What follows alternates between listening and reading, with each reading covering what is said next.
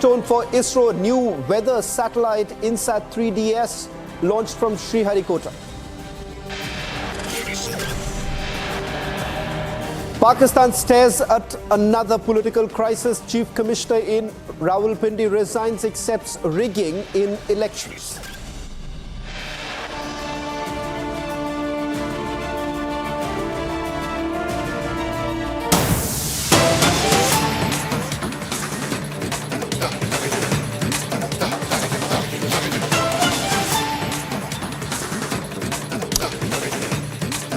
For the last 12 days, women of Sandeshkhali have been leading an unrelenting fight for justice. They have been fighting against the politically institutionalized mass rape by Trinamool Congress goons. But the kingpin continues to remain at large. Mamata's cops have tried everything that they could do to silence the voices of these women. From using force to delaying action, Mamata's cops have finally been forced to act. After 12 days of the massive uprising, after 12 days of Republic Bangla's relentless coverage, West Bengal Police have finally added section of rape. We'll also take you through some of the reactions that are coming in. The first confirmation of the rape charges that have been added to the FIR has come in from the public prosecutor. In fact, we'll play out that soundbite that has come in from the public prosecutor. But before we do that, a quick recap of the 12 days that we have been relentlessly reporting. What are the charges that have been leveled against the Trinamool Congress convener and several other Trinamool Congress leaders? We'll take you through some of the details that are coming in. Remember, women of Sandeshkhali have now come out in public and they have made these allegations against Trinamool Congress leaders. They say that Trinamool Congress leaders had abducted women and the fact that they were forcefully asked to stay back at Trinamool Congress's offices in Sandeshkhali. The government, on the other hand, says that arrests have already taken place. 12 arrests have taken place, but till date, the kingpin, Sheikh Shah Jahan, is still on the run. Let's first listen in to the public prosecutor. আজকে উত্তম সর্দারকে যে মামলায় 4 দিনের পিসি নিয়ে গিয়েছিল সেই মামলায় পিসির থেকে ওকে কোর্টে প্রডিউস করানো হয় এবং যে মামলায় ওকে পিসিতে নিয়ে গিয়েছিল সেই মামলাটা ইনিশিয়ালি 354 বির অ্যালিগেশন ছিল পরবর্তীকালে ভিকটিম গার্লের 164 হয় হওয়ার পরে 376 ডি অ্যাড হয় 376 এর ডির প্রেয়ার অ্যাড হয় এবং সেই মামলায় ওর আজকে বেলের প্রেয়ার রিজেক্ট করে 25 তারিখে দিন দিয়েছেন জজ সাহেব প্রোডাকশনের জন্য ওর জুডিশিয়াল কাস্টাডিতে যাচ্ছে এছাড়াও আরেকটি মামলায় যেটা হচ্ছে সন্দেশখালী কেসে ওকে 376 ডি মানে গণধর্ষণের চেষ্টা করে সেই মামলায় ডি এবং 511 সেই মামলায় ওর 10 দিনের পিসি প্রেয়ার চায় কিন্তু মাননীয় এসিজিএম আদালত ইনচার্জ উনি 8 দিনের পিসি প্রেয়ার অ্যালাউ করেছেন रेगुलर ग्रिड्स क्यों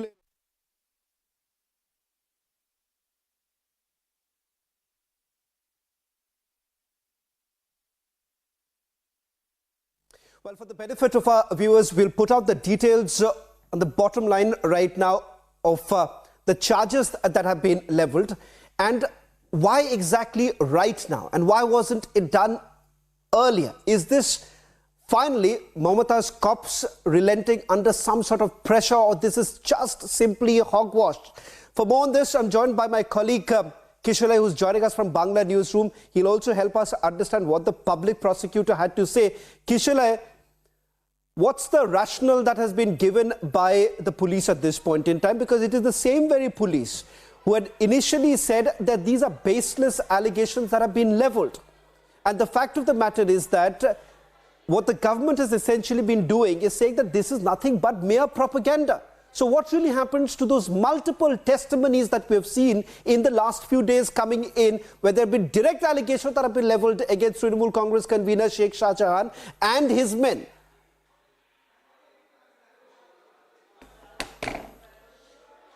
Well, exactly, Shawan. Right now, the bite we played, a lawyer of Uttam Sardar, who has been given that 8-day custody and sections of gang rape has been added, which is 376D. We heard him, and we will also play the public prosecutor's bite. Now, Shawan, as you were saying rightly, there are three faces in Sandeshkhali that we are talking about. The first face is of Sheikh Shahjahan, who is on the run, who has not yet been arrested. The second phase is of Uttam Sardar, who has been arrested, and now 376D, which is gang rape section, has been added against him by the police. And also the third phase, the third person whom we are talking about is the first person is Uttam Sardar, the second person is Uttam Sardar, and the third person we are talking about is also still on the run. Now, three people who mainly conducted the business of torturing women and of harassing everyone whom they came across, especially the ones who did not obey to their orders and also who did not accept to come with them when they asked them to. The women were asked to come with them in the middle of the night in order to make food for them. They were taken in their rooms, and torture and harassment was being conducted. That's the allegation of the woman. We were playing that throughout this week. In the last 10 days, we were playing those constantly, how the women of Sandeshkhali spoke up, and they were openly saying how the men of Sheikh Shahjahan were torturing them, and also they openly on our TV on record said that they were raped and they were harassed, tortured, their children were being thrown away, their children were taken away for various works that Sheikh Shahjahan wanted them to do. But the police did not add any section as such till now in the FIR, and now today finally police against Uttam Sardar, the police have already added sections of 376D apart from 354B, which was already there, which is trying to disrobe a woman, and now 376D, which is attempt to gang rape. And now we see Uttam Sardar has been given 10 days of judicial custody as well. Now the question is, where is Sheikh Shahjahan, who was the closest aide of Jyotipriya Mollik? Jyotipriya Mollik was the minister who has been ousted today. He is also arrested. He has been ousted from the cabinet today by the governor. He was still in the cabinet till today morning, and he has been removed from the cabinet now. He was the forest minister, before that the food minister. The question is, where is Sheikh Shahjahan? Why the police cannot arrest the main kingpin of this whole torture game that was unfolding in Sandeshkhali? The horror of torturing women and taking them away in spite of the fact that Sheikh Shahjahan was a convener of TMC and was very close to the leadership of TMC, including Jyotipriya Mollik, who is a very strong leader, who was a very strong leader of TMC. Right now he's in jail. So those questions still remain to be answered by the state government. Shawan. Well, just a quick question before I let you go, and we also play out some of the reactions that are coming in. We have spoken to the panel members who did actually make that attempt to visit Sandeshkhali. Kishala, with regards to Sheikh Shahjahan, is there any update that has come in? And with regards to the FIR that has been registered, have any sections been added with regards to Sheikh Shahjahan? Does the FIR make any mention of Sheikh Shahjahan, or there is absolutely radio silence on that?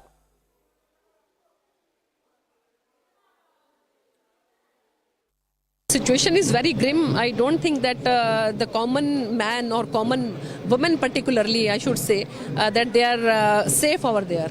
So I think the government over there in the, this Mamata Banerjee, she is protecting all the gundas, and that is why the women they are feeling very unsafe over there.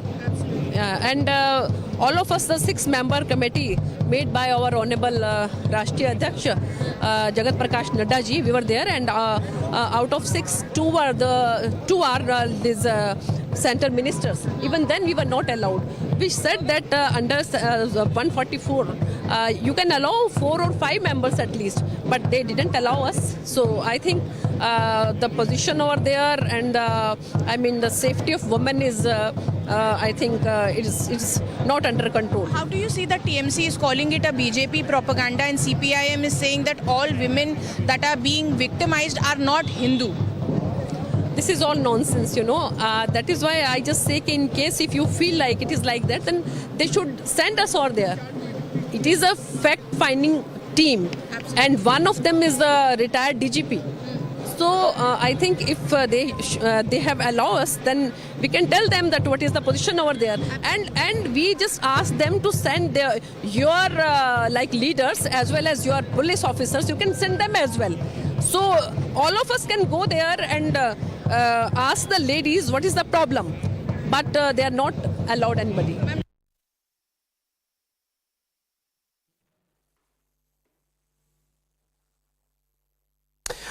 Well, in fact, union ministers have also now hit out at the Mamata government. Many questions are being raised as to why, being a woman chief minister, will Mamata Banerjee not really listen to those very testimonies? Why exactly will there be a political angle to it? Listen to some of the reactions that are now coming in. This is from Debashri Chaudhary, who happens to be a union minister. सभी जगह में delegation को रोका जाते हैं क्योंकि जो communist का जो टाइप था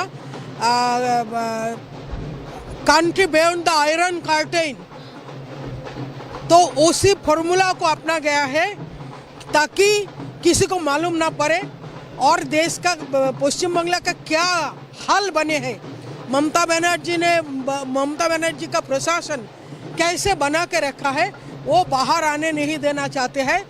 अगर बाहर आ जाएगा तो जनता ममता का ऊपर क्या बोलेंगे, इतना गंदा शब्द बोलना नहीं चाहते हैं। वो ये कह रही है कि सारी जो औरतें हैं वो हिंदू नहीं है, ये बीजेपी का प्रोपोगंडा है। किस तरीके से? अगर बीजेपी का ही महिला है, उनको खरीद के शाहजहां मोल्ला का भोग करने का अधिकार है क्या?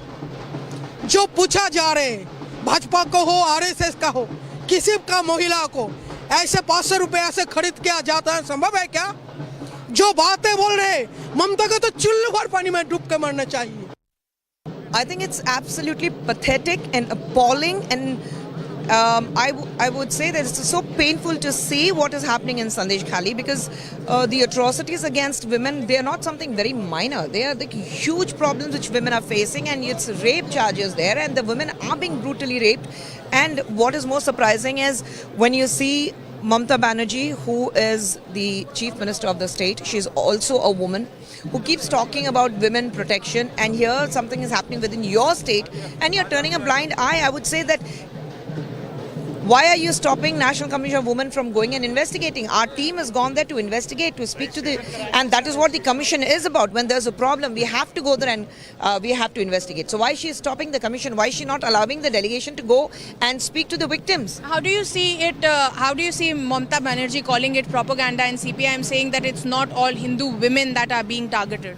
I think when a woman is raped, there's no political agenda. There should not be any political agenda. There should not be any political talks. There should not be anything about religion here. A woman is raped, whether she belongs to BJP, Congress, CPM or any other damn party, or if a woman is raped, it does not matter which religion she belongs to. Period. A woman is raped. And she belongs to she rightfully belongs to this country. She is one among us. What happened to humanity? What happened to humankind? Why is that Mamata Banerjee brings in, or CPI brings in, these kind of political lines, or they come up with saying that they don't belong to Hindu, Muslim, and I do not understand. This very clearly shows your failure as a woman and as the state chief minister. I would say Mamata Banerjee has failed drastically as a chief minister of that state.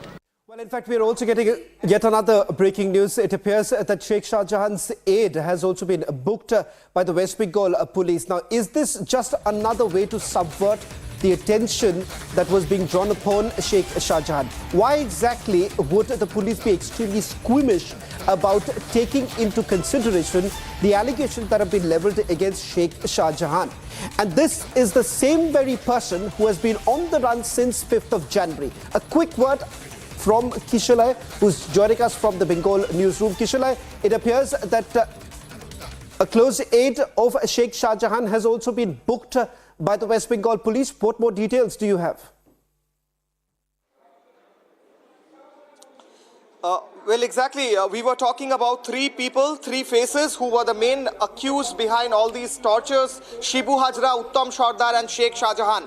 Uttam Sardar has been arrested. Shibu Hajra and Sheikh Shahjahan are still on the run. Now we are getting another name. It is another person called Shushanto Sarkar. He has also been booked. And this same person, Shushanto Sarkar, was closely related to Uttam Sardar. And all of them against Shushanto Sarkar as well. There is this 376D section which has been slapped.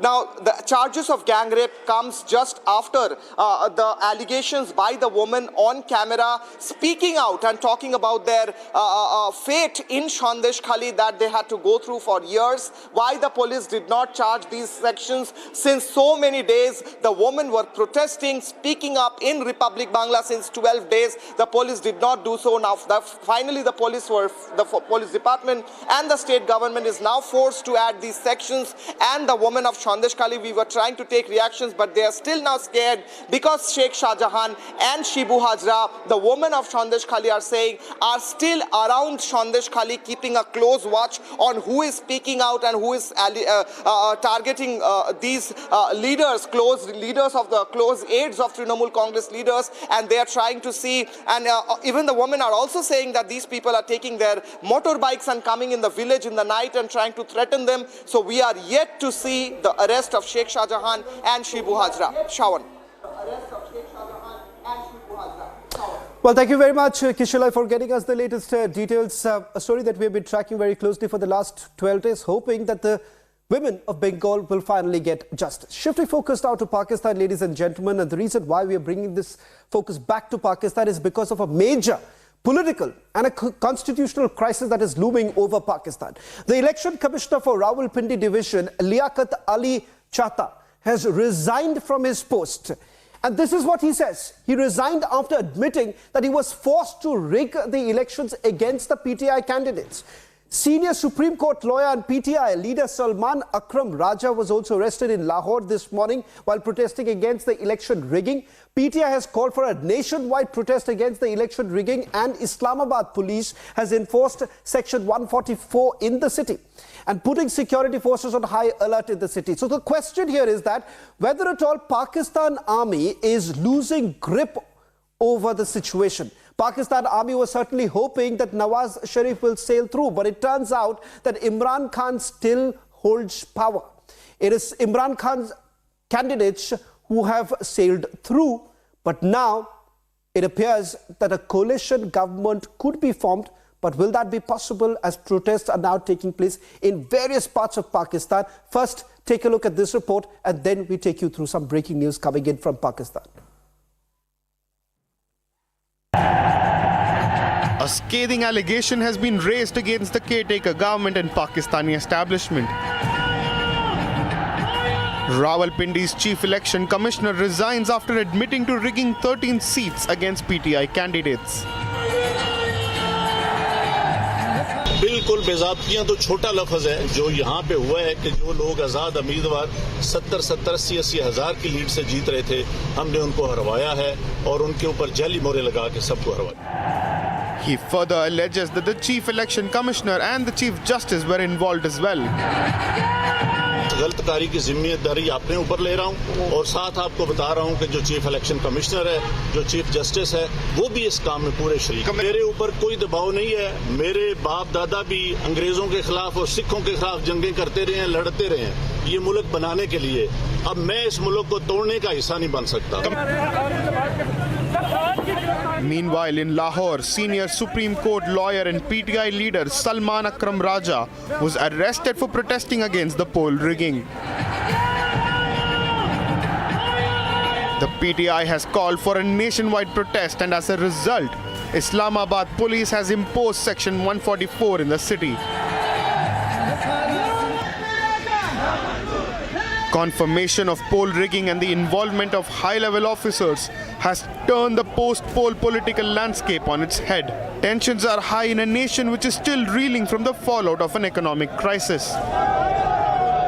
After After the allegations of rigging in the Pakistani National Assembly polls, now the senior Supreme Court lawyer Salman Raza has been arrested from the court road after he was staging protests along with hundreds others. The protests are going on in which many political parties headed by the Pakistani Tehreek-e-Insaf are staging protests. On the other hand, the Chief Commissioner of the Rawalpindi, Liaquat Chata, has also resigned from his post, accepting that he forced others and was involved in the rigging of 13 seats in Rawalpindi, and has said that they gave the undue benefits and declared those who were trailing by 70,000 votes as winners, and said that he is resigning from his post. The people of Pakistan are upset with the military establishment and their anger is visible on the streets. Is the Pakistan army losing control of the administration and the citizens?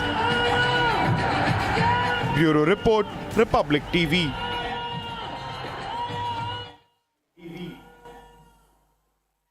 Well, in fact, the Chief Commissioner of Rawalpindi has now resigned over poll rigging charges. We'll also play out that reaction that has come in. Remember, this comes at a time when there have been serious allegations that have been leveled as to, one, why exactly was there a delay in announcing the results? Second, with regards to the fact that several of the candidates which were backed by Imran Khan's party PTI, they have now been taken into custody. In fact, this morning in Lahore, when there were protests actually taking place, a senior lawyer was taken into the custody by the Pakistan military. We'll try and also bring in our senior executive editor, Abhishek Kapoor, who's getting us the latest details. And we'll also play out that reaction coming in, the first reaction coming in from the Chief Commissioner of Rawalpindi, who has made that stunning allegation that there has been rigging. He was actually forced to do so. Let me first go across to Gursimran, and we'll also try and connect with our senior executive editor, Abhishek Kapoor, to put this into perspective. First, let's go to Gursimran, who's getting us more details. Gursimran, this is the top official of Rawalpindi division who's made that stunning claim, and hopefully we'll be in a position to play out that reaction coming in from the person concerned.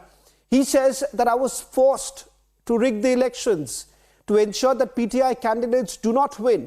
It shows that somewhere down the line, Pakistan Army was hoping that last-minute changes can be made, but it hasn't really worked out very well, because the images that we are playing out tonight, coming in from Karachi, it certainly does not augur well for the Pakistani Army. Yes, Shravan, there is no doubt that the things that have started going, the tables that started turning after 7 days a week of the elections, when first it was Maulana Fazlur Rahman who came in the public domain and said that it was, last time it was the active involvement of the General Bajwa, the Pakistani army, for ousting the Imran Khan. And then now the statement that has come from the Chief Commissioner of Rawalpindi, in which Chief Commissioner Chata has made it amply clear that he himself was involved, and he has also pressurized the returning officers and the presiding officers to change the result and to give the undue favor to the candidates, those who were trailing by over 70,000 votes. And he said that they have done, he accepted on record that they have done rigging on more than 13 seats of the Rawalpindi, which clearly shows that how the allegations that are being made are not far from the reality, but are actually true, because one of the senior officers who is holding the helm of affairs himself admitted the same and said that he was the one who forced others to do so. Now, others, on the other hand, we have seen that how Section 144 was imposed. Many of the senior leaders, including the Akram Ali, was also arrested, and also many other senior leaders of PTI, they have been placed under house arrest. Many others are being forced to leave the party. There have been several incidents where many leaders, those were asked to leave the party, they left the party PTI, citing various reasons. So now the Pakistani army is trying to mount the pressure against the voices that are now standing against them. But one thing is very much clear, that in Pakistan now the Pakistani army is losing the control which they always had in Pakistan. The people of Pakistan, they have voted against the Pakistani army, but now the attempts are being made to muzzle their voice by arresting the people, by imposing the Section 144, and also by arresting and house arresting many others, Shravan. Well, thank you very much, Gursimran, for getting us the latest details. Remember, it's been days since The results were announced, but no government has been formed as yet. Nawaz Sharif is in talks with Bilawal Bhutto as well as his father. It remains to be seen who exactly will take the driver's seat. But the fight still continues in Pakistan as it plunges into yet another crisis. That's all that we could pack in this edition of This Is Exclusive. News and updates continue on the other side.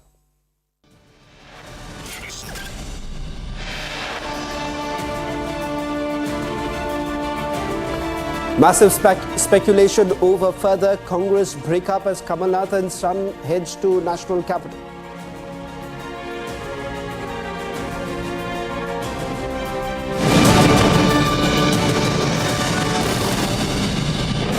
What I want to say to everybody who is here is that let's keep the external environment aside for a moment. Let's look at what within us we can fix. And there is a lot we can. You know, I teach a class on breakthrough leadership, and in that we realize that there are so many things as women which we let become self-limiting for ourselves. You know, the imposter syndrome, for example, affects women more than men. Do you know, Rhythm, that if there is, for example, a job posting, even in your own organization, if a man feels he's even 50% ready, he will apply for it. But a woman will apply for it only if she feels she's 80 or 90% ready. Amazing. So we put so much pressure on ourselves, our own self-limiting beliefs. I think if we start focusing on what is in our control, and there is a lot which is in our control, I think there is no limit to what we can achieve. So we have come a long way in equality and in women representation, but I think there is a long way to go as well. But I think it's a lovely thought. Yes. I also want to ask you, you're heading the very prestigious Shri Shri University. It has over 11 schools. There are also over 10,000 students in them. How do you think women, Professor Kulkarni, can be helped at the grassroots level, even keeping in mind their health and hygiene? How can we take this forward? You know, women have an extremely vital role to play. We are all sitting here, mothers, aunts, sisters, friends, and the nurturing of women starts at home. Our mother is our first teacher. So the role women can play today is exceptional. You look at our entire G20 presidency. We had the vertical on W20, the Women 20. We had a vertical on G20 Empower. And our Honorable Prime Minister is now complete focus is on women-led development. There are so many new schemes. There are so many policies. And at the grassroots level, you can see that women are involved. Like our university, Rhythm, is in the state of Odisha. Yes. And they have at Sarpanch level 40% reservation for women. So I want to tell you, we were doing a leadership program for women Sarpanch leaders. And these gutsy women, smart women coming from small little villages around our university. And I remember I was traveling out of India that time, and I joined online for the program. And you know what these women asked me? कि दीदी आप जिस country में हो उस country में आपने हमारे बारे में लोगों को क्या सिखाया कि हम इधर कितनी अच्छी लीडरशिप करते हैं कि हम इधर कितना अच्छा काम करते हैं अपने विलेजेस में such confidence and such belief in the ability to do so. I think from the grassroots level today in our country, like in Art of Living, Rhythm, we are teaching, we run about 1,200 free schools. Amazing. In India. About 90,000 children get free education, and 48% of them are girls. And most of these are first generation learners. And these girls, they are first generation literates. And some of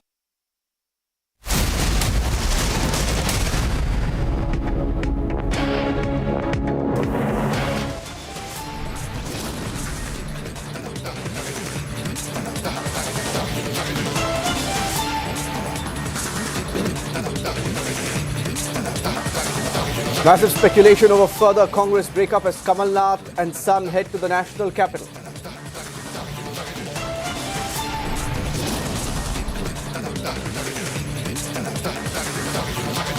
Kamal Nath's son Nakul Nath and key aide Sajjan Verma dropped Congress from social media bio.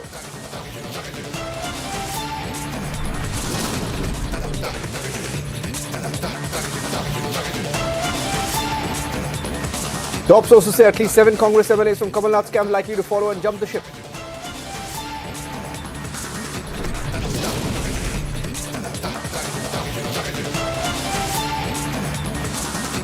"12 days on, women of Sandeshkhali continue to fight against politically institutionalized mass rape."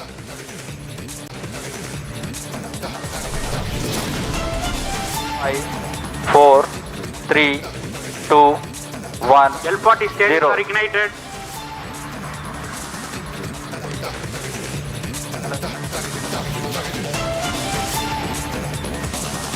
Another feather in the cap for ISRO's new weather satellite, INSAT 3DS, launched from Sriharikota.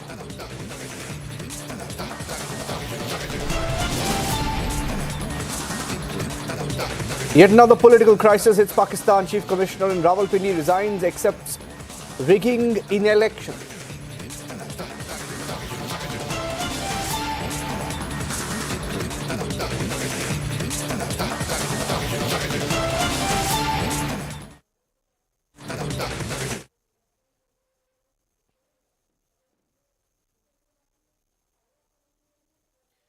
Getting in some breaking news now on the Sandeshkhali investigation in Bengal. The Republic Bangla team getting us a lead on the investigation. I'm going across to my colleague Kishalay, joining us with the details of the Barasat DIG, who has now been replaced. Kishalay, we are hearing that there's a new DIG appointed, and this comes 12 days after the women's uprising in Sandeshkhali. Do we have more details about why it was done?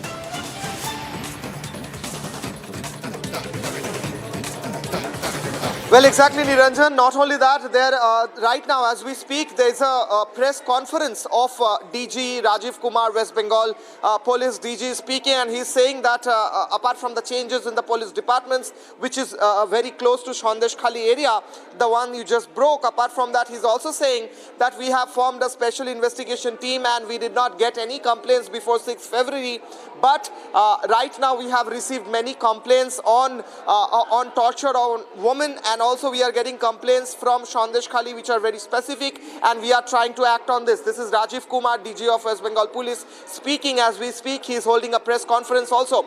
So the question is, the larger question is, at one hand, the police has also slapped a charge of gang rape on Uttam Sardar and his aides who are arrested, close aides of Sheikh Shah Jahan. On the other hand, there a lot of changes in the police department is also happening. On the other hand, the DG of Kolkata, the DG of West Bengal Police is speaking himself and saying that we will take action as soon as possible. All this comes after 12 days of Sandeshkhali's women screaming on TV, asking for help and complaining against Sheikh Shah Jahan and other Trinamool Congress leaders and their close aides, who are all related to Jyoti Priya Mollik, who is right now in jail, who was a TMC minister. For 12 days, all this fell into deaf ears, and right now, after 12 days, the police seems to finally have risen up, and they have woken up, and now they are speaking. And the breaking news is that the West Bengal DG is still speaking. He's saying right now, Niranjan,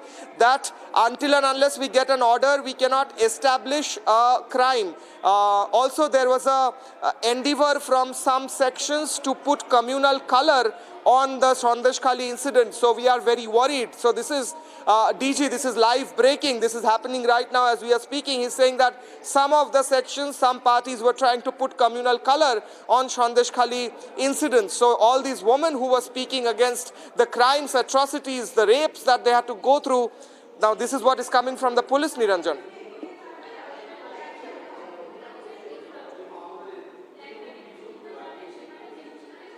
All right. Now, on one hand, the state government is in denial, Kishalay. The state government is in denial. What does this replacement suggest?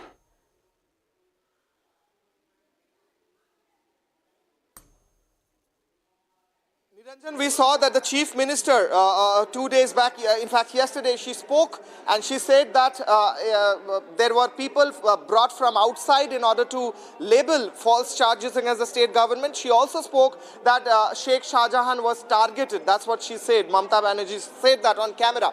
But when she's speaking like this, when she's saying that the charges are false and people from outside were being brought in, on the other hand, the police department they are making changes in the police administration of that district, in that area. You already mentioned how the DIG was changed, and right now Rajiv Kumar is saying that any evidence that we get, we will take action against them. But the question is, three people we are talking about, Sheikh Shahjahan, Uttam Sardar, and a close aide of Uttam Sardar as well, Shibu Hajra. So among these three, only one has been arrested, Uttam Sardar.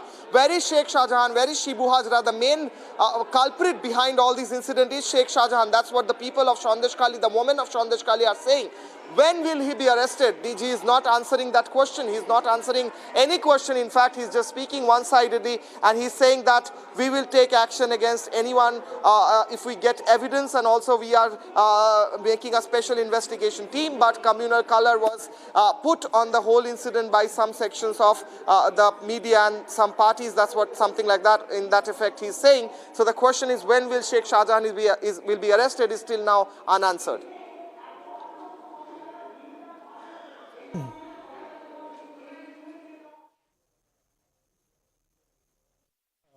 Maybe there was some, you people could have also shown us the mirror a little earlier. So, will you take action against police if they... Yes, I said, why not? You tell me, if you were sitting in my seat, why will you not take it? How can we allow? I said collectively. I think Manoj will take the questions. Manoj will, yeah. You say your first again, I am telling you. I told you. One at a time. I told you. As far as the person you are mentioning, you see, there is a case which is done by ED. Right. Okay. Have they arrested him? Now, second, the case which was registered by us, it has been stopped. The investigation has been stopped. They have gone and they have got it stopped. Manoj, you can talk.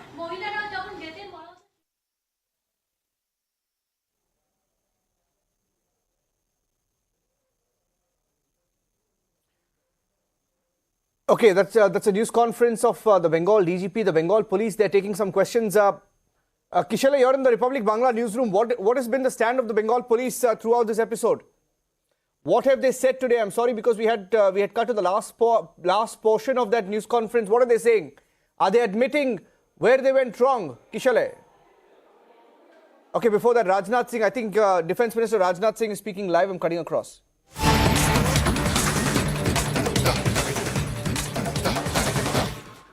पर मैं कह सकता हूं,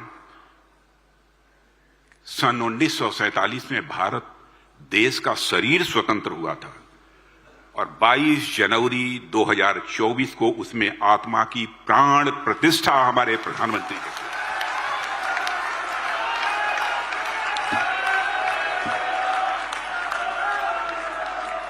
और मेरे बहनों भाइयों, आपने देखा विधाता ने भी भगवान राम की प्राण प्रतिष्ठा के लिए किसको चुना? इस नियत ने भी भगवान राम की प्राण प्रतिष्ठा के लिए किसको चुना तो हमारे देश के यशस्वी प्रधानमंत्री नरेंद्र मोदी जी को चुना। भगवान राम के लिए जो जन आंदोलन हमें देखने को मिला, वह एक नए युग का प्रवर्तन है। मेरे बहने भाइयों, राम मंदिर के बारे में इतना ही कहना चाहूंगा। मोदी जी ने अयोध्या के साथ साथ Kashi Vishwanath corridor, Mahakal corridor, Kartarpur corridor के साथ साथ केदारनाथ, बद्रीनाथ, सोमनाथ जैसे धार्मिक और आध्यात्मिक केंद्रों का पुनर्निर्माण भी कराया है। अब तो अबू धाबी में भी मोदी जी से प्रयासों से एक भव्य मंदिर बन गया है। इसके बारे में बहुत विस्तार में जाने की कोई आवश्यकता नहीं। चंद्रयान मिशन, आदित्ययान मिशन, इसके बारे में कोई बहुत अधिक मुझे चर्चा करने की जरूरत नहीं है। चंद्रयान मिशन, क्योंकि इसके बारे में हमारे अध्यक्ष जी ने चर्चा कर दी है। साथियों, महिला सशक्तिकरण, मैं आपका ध्यान आकर्षित करना चाहूंगा। महिला सशक्तिकरण की बात करना और उसके लिए काम करना, मैं यह मानता हूं कि दोनों अलग अलग बातें हैं। भाजपा की जब केंद्र में मोदी जी के नेतृत्व की सरकार बनी, तो पुलिस और अर्धसैनिक बलों में 33% पदों पर महिलाओं की नियुक्ति करने की एडवाइजरी जारी हुई थी। और उस समय ही गृह मंत्री था। मोदी जी ने मुझे निर्देश दिया था यह एडवाइजरी हम लोगों ने जारी की। मोदी जी के नेतृत्व में सैनिक स्कूलों और एनडीए को महिलाओं के लिए खोल दिया गया, ये पहली बार हुआ। संसद में नारी शक्ति बंधन अधिनियम तो आप जानते ही वह पारित हो गया, और मैं कहना चाहता हूं नारी बंधन, यह जो नारी शक्ति, यह बंधन अधिनियम जो पारित हुआ है मेरे बहन भाइयों में, यह बहुत बड़ा क्रांतिकारी परिवर्तन लाने वाला है भारत की राजनीति में। और मैं समझता हूं जिसके दर्शन इस दशक में भारत में ही नहीं बल्कि पूरे विश्व में होने जा रहे हैं। साथियों, प्रधानमंत्री मोदी जी के नेतृत्व में गारंटी वाली सोच का आयाम क्या है जो इन 10 वर्षों में पहुंचा है, इसे समझने के लिए आवश्यकता है। और आप समझें, मैं आपसे आग्रह करना चाहता हूं कि यदि 15 अगस्त 2014 को प्रधानमंत्री ने बेटी बचाओ बेटी पढ़ाओ प्रारंभ किया, अर्थात गर्भ में स्त्री की रक्षा से लेकर उज्ज्वला योजना के द्वारा गृहिणियों की आंखों की आंसू पोंछने तक, मुद्रा योजना के द्वारा स्वावलंबी बनाने तक, कार्यकारी यानी काम करने वाली जो महिलाएं हैं उनको 6 माह के मातृत्व अवकाश तक, बलात्कार के लिए कठोर से कठोर यहां तक कि प्राण दंड तक, मंत्रिमंडल में सर्वाधिक महिला भागीदारी से होते हुए संसद में नारी शक्ति बंधन अधिनियम के द्वारा संसदीय व्यवस्था में महिलाओं की भागीदारी तक, यह एक पूरा खाका है जिसे यदि कोई देखे तो इस एक विषय पर हमारे प्रधानमंत्री मोदी जी की सोच क्या है और वह कितनी दूरदृष्टि के साथ व्यवस्थित योजना से चलते हैं, इसे अच्छी तरह समझा जा सकता है। मगर अभी सोच का एक आयाम बाकी है जो शायद मैं दावे के साथ कह सकता हूं किसी पूर्ववर्ती सरकार ने सोचा ही नहीं होगा कि भारत चांद के अछूते कोने जिस पर कोई नहीं पहुंचा था, साउथ पोल, दक्षिण ध्रुव को छूने वाला यह पहला देश बना। और मोदी जी ने उस पॉइंट का नाम भी पॉइंट शिव शक्ति रखा, यानी नारी शक्ति का बंधन संसद तक ही नहीं बल्कि चांद के अछूते कोने पर भी आज हमको दिखाई दे रहा है। यह कुछ छोटी उपलब्धि नहीं है साथियों। यदि मैं नारियों की चर्चा कर रहा हूं, हमारे ही इस देश में एक राज्य है वेस्ट बंगाल, क्या हो रहा है वहां? नारियों के साथ किस प्रकार का जुल्म ढाया जा रहा है, उनकी इज्जत और असमत के साथ खिलवाड़ किया जा रहा है। पश्चिम बंगाल की संदेशखाली में जो कुछ भी हुआ है, और हमारे कार्यकर्ता जिस बहादुरी के साथ इस जुल्म और अत्याचार के खिलाफ लड़ रहे हैं, मैं अपने वेस्ट बंगाल के कार्यकर्ताओं का अभिनंदन करना चाहता हूं। और इस प्रकार की घटनाएं मैं समझता हूं सभ्य समाज के मस्तक पर कलंक है, इसकी कठोर निंदा की जानी चाहिए। और साथियों, मैं कह सकता हूं कि भारत को संवैधानिक, राजनीतिक, सांस्कृतिक और सामाजिक रूप से मजबूत करने के लिए मोदी जी ने जो प्रयास पिछले 10 वर्षों में किए हैं, वह इस देश के इतिहास में दावे के साथ मैं कह सकता हूं पहले कभी नहीं हुआ है। मगर कांग्रेस इस देश को टुकड़ों में बांटने में लगी हुई है, मजहब की राजनीति कर रहे हैं, जात के आधार पर कांग्रेस देश और समाज को तोड़ रही है और कहती है कि हम भारत को जोड़ रहे हैं। भारत जोड़ो यात्रा प्रारंभ की है, पिछड़ों के नाम का रोना रोते हैं, लेकिन ओबीसी कमीशन को पहली बार संवैधानिक दर्जा यदि किसी ने दिया है तो हमारे प्रधानमंत्री मोदी जी ने दिया है। साथियों, मोदी जी ने 2024 में ही कहा था सरकार बनने पर अपने भूतपूर्व सैनिकों को हम 1 रैंक 1 पेंशन देंगे, और आज मैं आपको जानकारी देना चाहता हूं करीब करीब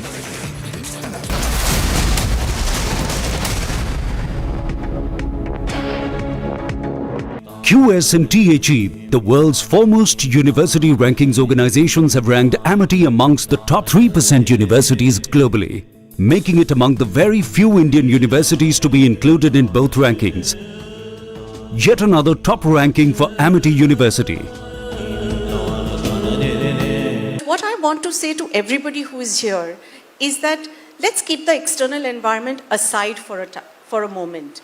Let's look at what within us we can fix. And there is a lot we can. You know, I teach a class on breakthrough leadership, and in that we realize that there are so many things as women which we let become self-limiting for ourselves. You know, the imposter syndrome, for example, affects women more than men. Do you know, Rhythm, that if there is, for example, a job posting, even in your own organization, if a man feels he's even 50% ready, he will apply for it. But a woman will apply for it only if she feels she's 80 or 90% ready. Amazing. So we put so much pressure on ourselves, our own self-limiting beliefs. I think if we start focusing on what is in our control, and there is a lot which is in our control, I think there is no limit to what we can achieve. So we have come a long way in equality and in women representation, but I think there is a long way to go as well. But I think it's a lovely thought. Yes. I also want to ask you, you're heading the very prestigious Sri Sri University. It has over 11 schools. There are also over 10,000 students in them. How do you think women, Professor Kulkarni, can be helped at the grassroots level, even keeping in mind their health and hygiene? How can we take this forward?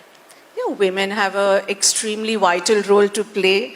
We are all sitting here, mothers, aunts, sisters, friends, and the nurturing of women starts at home. Our mother is our first teacher. So the role women can play today is exceptional. You look at our entire G20 presidency. We had the vertical on W20, the Women 20. We had a vertical on G20 Empower. And our Honorable Prime Minister is now complete focus is on women-led development. There are so many new schemes. There are so many policies. And at the grassroots level, you can see that women are involved. Like our university, Rhythm, is in the state of Odisha. Yes. And they have at Sarpanch level 40% reservation for women. So I want to tell you, we were doing a leadership program for women Sarpanch leaders. And these gutsy women, smart women coming from small little villages around our university. And I remember I was traveling out of India that time, and I joined online for the program. And you know what these women asked me? कि दीदी आप जिस country में हो उस country में आपने हमारे बारे में लोगों को क्या सिखाया कि हम इधर कितनी अच्छी लीडरशिप करते हैं कि हम इधर कितना अच्छा काम करते हैं अपने विलेजेस में such confidence and such belief in the ability to do so. I think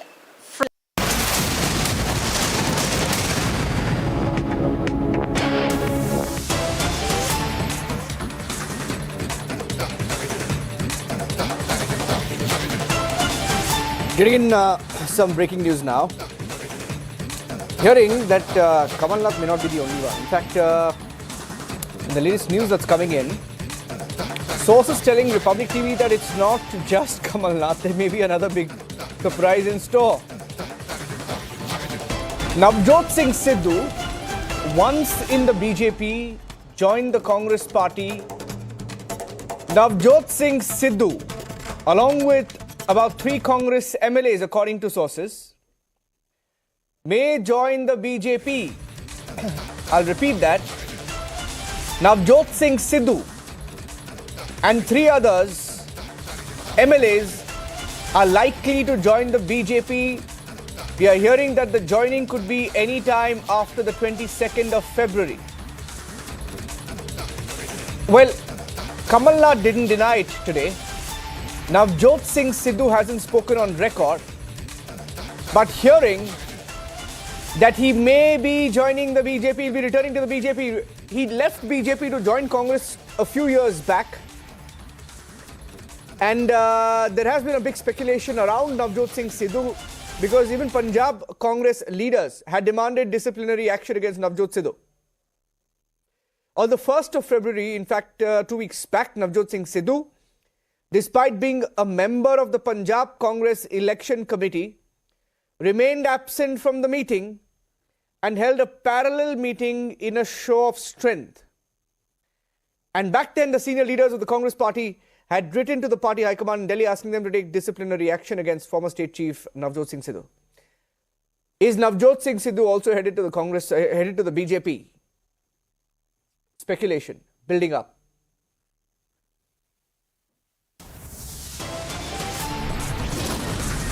गुना छलांग हमने लगाई। डिजिटल डाटा की कीमत लगभग 20 गुना कम हम लोगों ने की है। वो भारत जिसे टेक्नोलॉजी में बहुत ही पिछड़ा हुआ देश माना जाता था, वो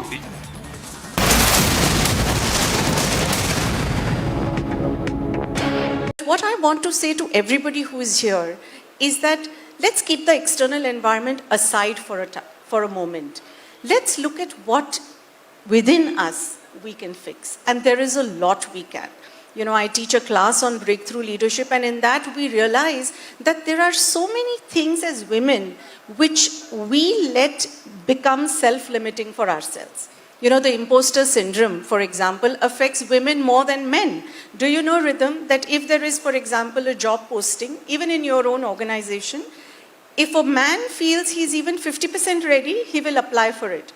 But a woman will apply for it only if she feels she's 80 or 90% ready. Amazing. So we put so much pressure on ourselves, our own self-limiting beliefs. I think if we start focusing on what is in our control, and there is a lot which is in our control, I think there is no limit to what we can achieve.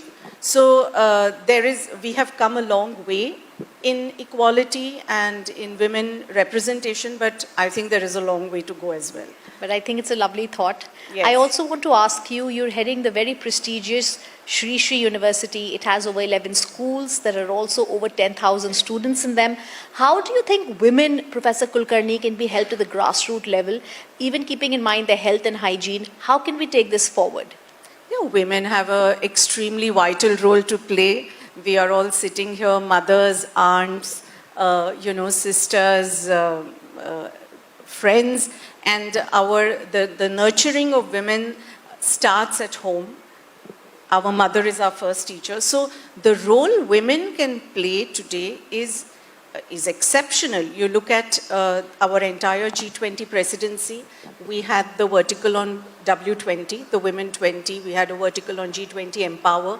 And our Honorable Prime Minister is now complete focus is on women-led development. There are so many new schemes, there are so many policies, and at the grassroots level you can see that women are involved. Like our university, Rhythm, is in the state of Odisha, and they have at Sarpanch level 40% reservation for women.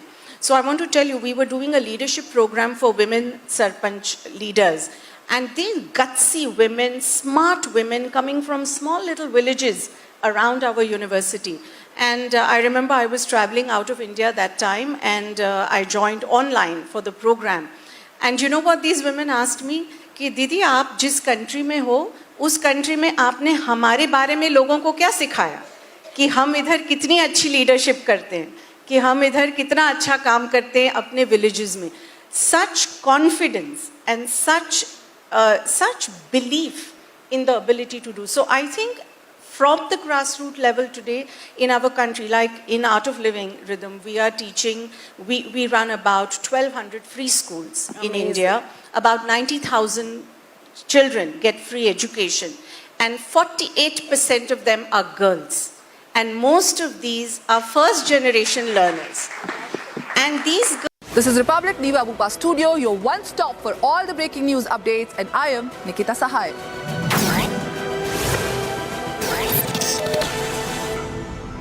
QS and THE, the world's foremost university rankings organizations, have ranked Amity amongst the top 3% universities globally, making it among the very few Indian universities to be included in both rankings. Yet another top ranking for Amity University. Today, on a very serious, on a very career-oriented note, Professor Kulkarni, as I welcome you to Republic TV's India Women Summit, you have also got these lovely incidents that happened during the 26/11 attack in Mumbai. I would like you to share that with us, and also how grit and grace, like she was mentioning, has actually shaped you, and also how the incident that we will be talking about shaped you as a woman leader. Yeah, Rhythm, you are starting with the incident of 26/11, and as we all know, it was a very unfortunate day in the life of India. when Mumbai was attacked by terrorists, 5 very prestigious locations. So I was with my husband Ajay in the Taj Mahal Hotel. And, we went to meet a German friend. She is a member of European Parliament, German lady. And when you go for a dinner, like we are here in a hotel today, when you go for a dinner or a conference, you don't expect to be met with a terrorist, full-blown terrorist attack. So unfortunately, that's what happened. But I'm very grateful that with God's grace and with everybody's prayers, after 14 hours in captivity and being hostage in different locations in the hotel, we were rescued by the NSG commandos and we were able to come out. And in a moment like this, what else but grit, or what else but faith in the fact that you might just live? What else but that can, help you? Because you are not trained to deal with that opponent, right? I mean, in life, we talk about skilling. I'm in education, we are talking about learning and skilling and upskilling and relearning. All of that is true when it's a context of familiarity for you, or it's a context you want to be a part of. Yes. Here you don't, this is not familiar ground at all. And I think that moment taught me that power of faith. It taught me the power of belief. I remember Rhythm, we were at one time hiding under a table because there was nothing else to hide. And we were lying down under the table because that was about the only protection we could find in a room we were hiding. And I thought suddenly to myself, oh, I need to hand over. Let me write down, hand over notes. Imagine, you're trying to hand over life. And I started typing, and then this thought came to me that no, if I send these emails out, in those days we would have the BlackBerry. So I said, if I start emailing this, that means I believe I may not come out. And I said, no, that's not what I'm going to do. I typed it, but I never sent out those emails. And I think that was my, probably a small gesture of expressing my own grit, that I had the belief I will come out. And yes, here we are today. Absolutely. It's almost believing in the universe at such a time. Yeah. What I want to say to everybody who is here is that let's keep the external environment aside for a moment. Let's look at what within us we can fix. And there is a lot we can. I teach a class on breakthrough leadership, and in that we realize that there are so many things as women which we let become self-limiting for ourselves. The imposter syndrome, for example, affects women more than men.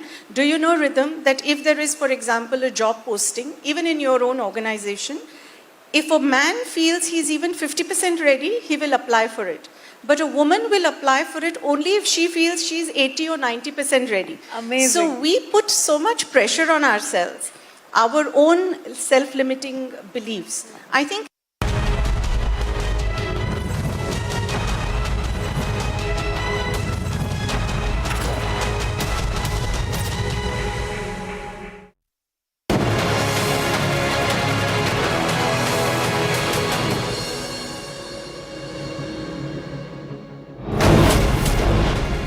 Massive speculation over further Congress breakup as Kamal Nath and son head to the national capital. Top sources say at least 7 Congress MLAs from Kamal Nath's camp likely to follow and jump the ship. Sources confirmed to Republic Navjot Singh Sidhu set to quit Congress and return to BJP. After 12 days of unrelenting fight, Mamata's cops forced to act, add rape section to FIR.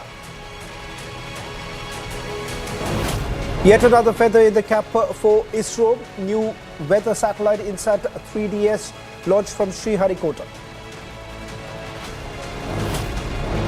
Yet another political crisis hits Pakistan Chief Commissioner in Rawalpindi resigns, accepts rigging in elections.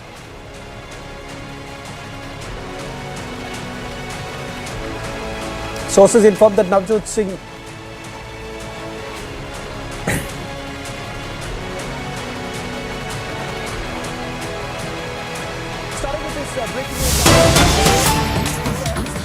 there is a possibility that senior Congress leader Kamalnath jumping ship. Now reports coming in that Navjot Singh Sidhu is likely to dump the Congress and join the BJP with 3 other leaders. We're getting in more details. This development could actually take place post 22nd of February as the talks are still underway between both the parties. It turns out that Kamalnath, who's currently camping in the national capital along with his son, and now Navjot Singh Sidhu, remember, who was earlier with the Bharatiya Janata Party, is in talks and perhaps could actually once again return to the Bharatiya Janata Party, and this would happen post the 22nd of February. And Navjot Singh Sidhu isn't coming all by himself. 3 other Congress leaders along with Navjot Singh Sidhu could actually jump the ship and join the Bharatiya Janata Party, which is going to be yet another setback for the beleaguered Congress party in the state of Punjab. Remember, in Punjab, we have seen with the Aam Aadmi Party coming to power, Congress seems to have been completely decimated in the state of Punjab. Let me also quickly go across to my colleague Amandeep, who's joining us on this broadcast. Big news coming in, Amandeep, from the state of Punjab. Navjot Singh Sidhu could actually jump ship. There are reports coming in that he's already had multiple rounds of talks with the Bharatiya Janata Party leadership. We haven't had an official word coming in from Navjot Singh Sidhu at this point in time. But just walk us through the details that you're picking up in terms of the meetings that have taken place. And if at all, Navjot Singh Sidhu is basically unhappy with no responsibility given to him in the state of Punjab, particularly the state unit. Well, absolutely. Shavan, the point is, from past few months, Navjot Singh Sidhu is towing his own line separately from the Congress party. Neither he was participating in any kind of official meeting of the state Congress, nor he was joining any protest of the Congress party. And in fact, he was holding his separate meetings in Punjab parallel to Congress party. If the Punjab Congress unit is holding somewhere dharna, Navjot Singh Sidhu is holding his own rally at a separate location, and the state unit has not been involved into that. And whenever this question has been asked to either to the Congress party or to the Navjot, there was a confrontational voices from both the sides. That was a clear-cut indication that Navjot Singh Sidhu was not at all happy with the Congress party, and neither he was agreed with the moves of the Congress party in the state of Punjab. And in fact, this is a fresh development that Navjot Singh Sidhu is having certain round of talks with the BJP so that he can take return to the BJP party. And even it's very much likely the All India Congress President Mallikarjun Kharge have visited here in Punjab in his first convention. Navjot Singh Sidhu is the one who was sitting home and tweeted that he is a loyalist to the Punjab, and in fact there was no mention of the party. Whenever the Navjot Singh Sidhu was holding his own meetings, there was no board of the Congress party, and in fact the photos of the Congress leaders remain missing from that meeting as well. So that was the indication, and this exercise was being done by Navjot Singh Sidhu for past few months, and he has raised his own issues with Rahul Gandhi, Priyanka Gandhi, as well as Mallikarjun Kharge also. And even the entire state unit is repeatedly complaining against Navjot Singh Sidhu to the high command that he's turning to be dissent again in the Congress party, and he's damaging the Congress party. So let's wait and watch what the things would be pan out, how the things would be unfolded, just because Navjot Singh Sidhu versus Congress is quite visible on the ground. And in fact, Navjot Singh Sidhu is openly criticizing the moves of the Punjab Congress publicly. And even the Congress party is demanding the expulsion of Navjot Singh Sidhu. All leaders are demanding that action should be taken against Navjot Singh Sidhu very soon. And even the state Congress has written to the High Command also regarding the activities of Navjot Singh Sidhu, the dissent activities of Navjot Singh Sidhu, that he was not cooperating with the state unit. So these are the activities, these are the indications, and this all is happening from past few months, Shavan. So let's wait and watch what the official communication will come out, just because there is a team in the Congress party of Navjot Singh Sidhu, Lal Singh and his supporters, and even several other Congress leaders with whom he was holding the meetings from past few days continuously. They might be the one who will accompany Navjot Singh Sidhu while jumping the ship from Congress to BJP. So he has his own cadre. He is not completely dependent on the Congress leaders. He has his own credibility and he has his own image in the Punjab. He was not very much dependent on on the banner of the Congress party. So let's wait and watch what is going to happen, just because Navjot Singh Sidhu once again attacking and confronting the Congress party very openly, publicly. Yes, Shivan. Well, in fact, it's just not Navjot Singh Sidhu. It appears that the three more other leaders could also jump ship along with Navjot Singh Sidhu. The fight that is essentially taking place right now is with the Punjab unit chief. We've seen in the past too, they've been at loggerheads. And more importantly, about an alliance with the Aam Aadmi Party appears to be one of the other reasons why they seem to be completely uncomfortable. I'll request Amandeep to stay on with us, as our senior executive editor Abhishek Kapoor is also joining us on this broadcast. Abhishek, as far as Punjab is concerned, we have seen that the party unit is speaking in another voice. They were against the alliance with the Aam Aadmi Party. Navjot Singh Sidhu now wants to go back to the Bharatiya Janata Party. This only means that the Congress party is completely losing its plot in the state of Punjab. I mean, it's almost like stating the obvious, Shravan. It's the kind of implosion that we are seeing happening within the Congress ranks. So be it Kamal Nath earlier in the evening, not denying that he's crossing over to the BJP, though I must say BJP also would need to sort of see the kind of impact it's going to have on its perception and other issues if Kamal Nath gets into the party. But then in the case of Navjot Singh Sidhu, at least, he can at least say that it's just a homecoming for him. National executive about 7 or 8 years ago in New Delhi, which he had left. Subsequently, he quit the BJP, and since then we have seen him going to jail, coming out, doing that Pakistan Act with Imran Khan, and ultimately perhaps coming to a conclusion that Congress has no future, or at least he has no future in the Congress party. And this is not just about Navjot Singh Sidhu in deciding to go back, or Kamal Nath.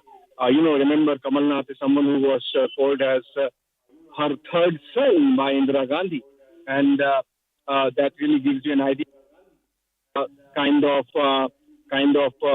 absolute directionlessness that the Congress party is facing. So Milind Deora and Ashok Chavan, at the individual level, there might be very specific reasons that these people have quit the Congress, but taken together as a summation, if you look at the whole picture and the equation, it's obviously the absolute absence of leadership in the Congress party, absolute lack of trust of the second rung of leadership of the Congress in their top leadership, by which obviously I mean that ultimately everyone is now perhaps coming to a conclusion that the Gandhi family cannot steer the ship anymore, and that's why the kind of...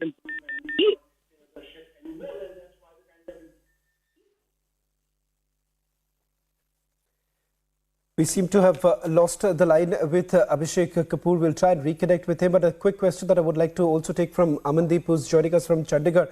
Amandeep, in terms of the movement that has essentially taken place within the Punjab Congress, we've also seen senior other leaders who have openly voiced against the decisions that have been taken within the party. Is there anything that you're picking up from Navjot Singh Sidhu's camp?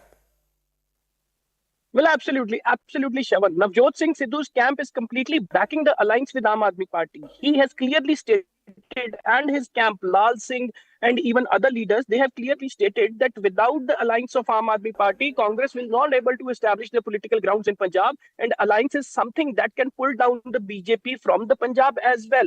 And in fact, on the other side, the entire state leadership of the Congress party, including Raja Vading, Kulbir Jira, Pratap Singh Bajwa, and certain other leaders also, they are completely confronting and having a different voice. And remember, Shravan, when there was a meeting held with the senior party high command with Rahul Gandhi Malge regarding the Punjab, regarding the alliance with the Aam Aadmi Party, so they had been sitting into two rows. One row, Navjot Singh Sidhu and elected MPs, they are backing the alliance. On the other, in front of them, Raja Vading, Pratap Singh Bajwa and MLAs, they all were sitting in one row and they are completely opposing the alliance. They have ensured that the Congress party will establish their own grounds and can do better without the alliance. And in case they join the hands with Aam Aadmi Party, then in future it would be trouble mounting for the political position of the Congress Party. But Navjot Singh Sidhu was completely backing the Aam Aadmi alliance with the Aam Aadmi Party, saying that we can establish the contact and pull down the BJP from Punjab. So somewhere down the line, this was just one point of that confrontation. This was one point where they are having the head-on collision with each other. But there are certain other points also was openly alleging that Congress chief Raja Vading was hand in glove with the Aam Aadmi Party in the corruption cases. How he was earning so much money when he was minister, he was not having that kind of status. But all of a sudden, from where he is getting money just because he was indulged into certain kind of activities, illegal activities and corruption. Also it was the voice of Navjot Singh Sidhu that directly hits Raja Vading and his other leaders also. And in fact, these complaints has also reached to Mallikarjun Kharge as well, Rahul Gandhi, Priyanka Gandhi. Everybody was aware about this. But simultaneously, Shravan, there are a list of leaders who have written against Navjot Singh Sidhu with action from the Punjab unit of Congress Party to High Command.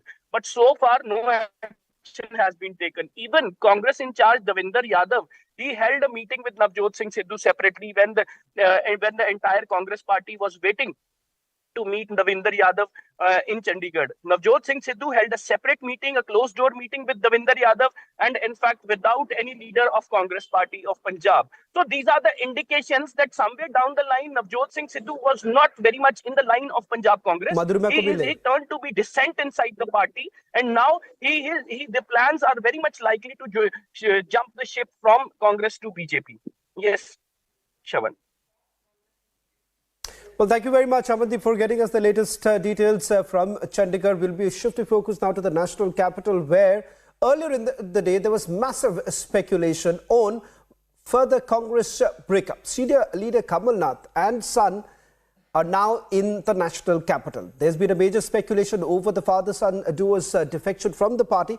In fact, sources have now told Republic TV that there are 7 MLAs in the Kamal Nath camp, and more defections are likely to take place. Now, in the latest development, Kamal Nath, in fact, has not even denied the speculation. This was a question that was actually asked to Kamal Nath the moment he landed here in the national capital, headed straight to his residence in the national capital. Outside the residence, when our reporters actually asked him the question whether at all he's actually joining the Bharatiya Janata Party, never did he really deny that. In fact, he said that I'll inform you if something of that sort happens. Let's first listen to what Kamal Nath had to say, and then we'll go across to my reporter outside Kamal Nath's residence and also to the BJP's national convention that's taking place. But first, let's listen to what Kamal Nath had to say earlier in the day. ये आप लोग कह रहे हैं जी, आप लोग excite हो रहे हैं. मैंने कहा मैं तो एक्साइट नहीं हूँ इस तरफ या उस तरफ, पर बात ये है कि अगर ऐसी कोई बात होगी, मैं आप सबको सबसे पहले खबर करूंगा. ये आप लोग कह रहे हैं जी, आप लोग एक्साइट हो रहे हैं. मैंने कहा मैं तो एक्साइट नहीं हूँ इस तरफ या उस तरफ, पर बात ये है कि अगर ऐसी कोई बात होगी, मैं आप सबको सबसे पहले खबर करूंगा. ये आप लोग कह रहे हैं जी, आप लोग एक्साइट हो रहे हैं. मैंने कहा मैं तो एक्साइट नहीं हूँ इस तरफ या उस तरफ, पर बात यह है कि अगर ऐसी कोई बात होगी, मैं आप सबको सबसे पहले खबर करूंगा. Well, in fact, my colleague Piyush Ori is joining us from outside Kamal Nath's residence in the national capital, and Badruba is joining us from the venue of the BJP national convention. First to you, Piyush, you did actually pose that question to Kamal Nath if at all he's joining the Bharatiya Janata Party. He hasn't really denied it. What's really happening at Kamal Nath's residence? Were there any meetings that were taking place? Did anyone come to visit? Because the kind of reaction that came in from the state of Madhya Pradesh, Jitu Patwari says that there is no question. After all, he was the third son of Indira Gandhi. What would he really do by going to the Bharatiya Janata Party? First, walk us through what's really happening. Show us what's happening outside Kamal Nath's residence here in the national capital, and then we'll go across to Madhuraba.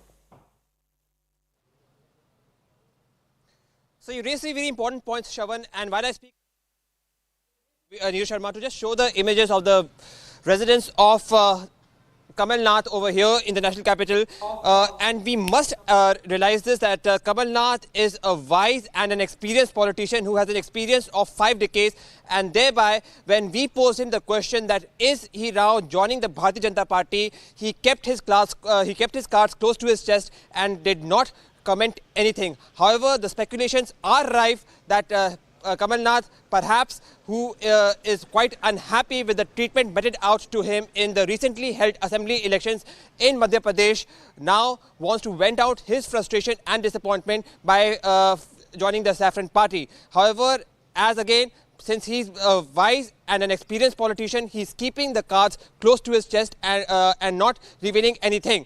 It is also important to note that over here at his residence, some of his close associates, political associates, have come over here to meet him, and then only it seems that Kamal Nath, who right now is recuperating at his residence, may take a decision. One thing is certain. He is right now keeping a close eye on the national convention which is being held in the national capital, and there is a possibility that perhaps in the coming few days he might meet top BJP leaders, and thereby he may take a very important decision that may change the course of Congress, not only in Madhya Pradesh but also nationally. Back to you in the studio. Let me also bring in my colleague Madhurima, who's tracking the BJP camp. Madhurima, we've heard from some of the BJP leaders who've actually taken to the social media platforms denying any such reports. But, what is essentially happening right now is that some within Kamal Nath's camp have already indicated that he's actually had meetings with the senior BJP leaders, and perhaps it is to settle his son Nakul Nath. What's really brewing within the BJP camp at this point in time? You're also covering the national convention that's taking place in Bharat Mandapa. First, walk us through the details you're picking up from the BJP camp.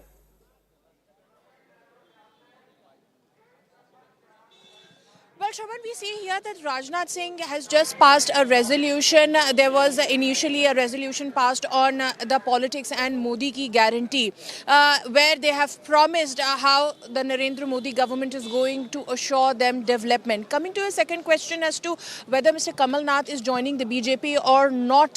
But yes, the reports here are also simmering that he could join the BJP. Nobody is clearly denying here. We've spoken to multiple leaders off record as well, Shravan, whether Mr. Kamal Nath is joining the BJP or not. Nobody is completely denying.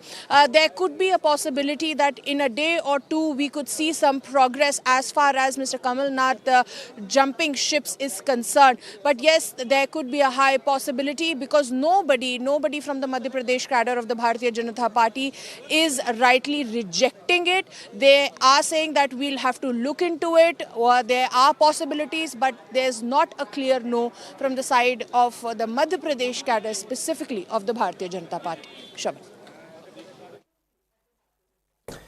Well, thank you very much, Madhurima, as well as Piyush Shori for joining us on this broadcast. A story that we are tracking very closely with Kamal Nath, who's expected to stay back in the national capital. Whether at all there would be some meetings with senior BJP leaders, that's something that we'll keep a close watch on. Shift to focus now to a story that we've been relentlessly reporting for the last 12 days. In fact, we're now getting in a big lead in connection to the Sandeshkhali investigation. Another aide of Sheikh Shah Jahan, that is Sheikh Shibu Hajra, has been arrested. This comes after 12 days of massive women's uprising that's taking place in Sandeshkhali district. Pressure that was built on the Mamata government to take action against Sheikh Shah Jahan. But the reality is this, ladies and gentlemen, that 12 days later, you still do not have any action taken against Sheikh Shah Jahan.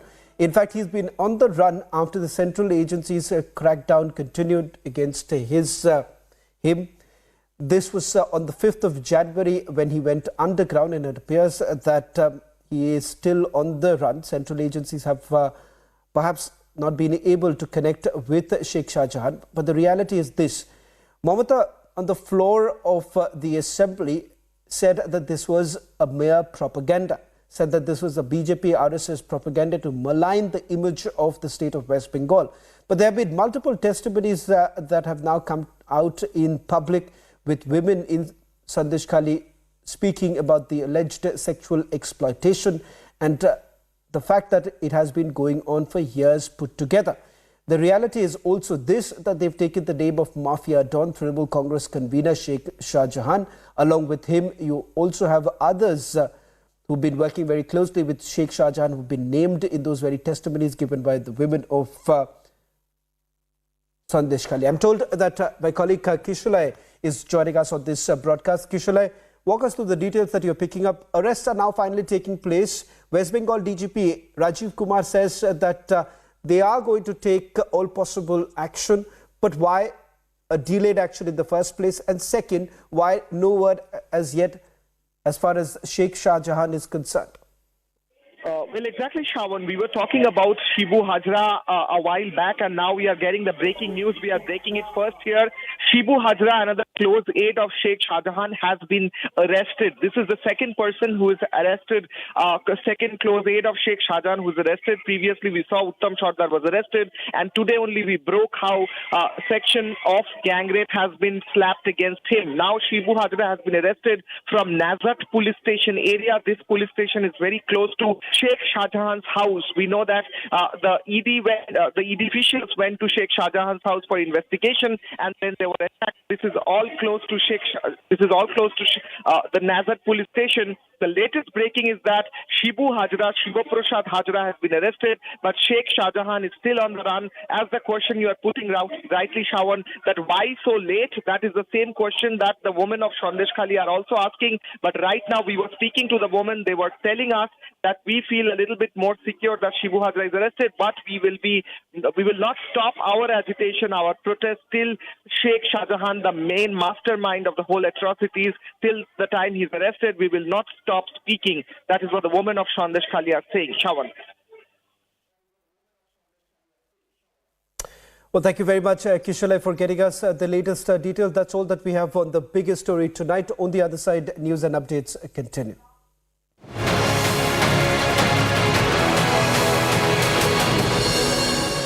QS and THE, the world's foremost university rankings organizations, have ranked Amity amongst the top 3% universities globally, making it among the very few Indian universities to be included in both rankings. Yet another top ranking for Amity University. What I want to say to everybody who is here is that let's keep the external environment aside for a moment.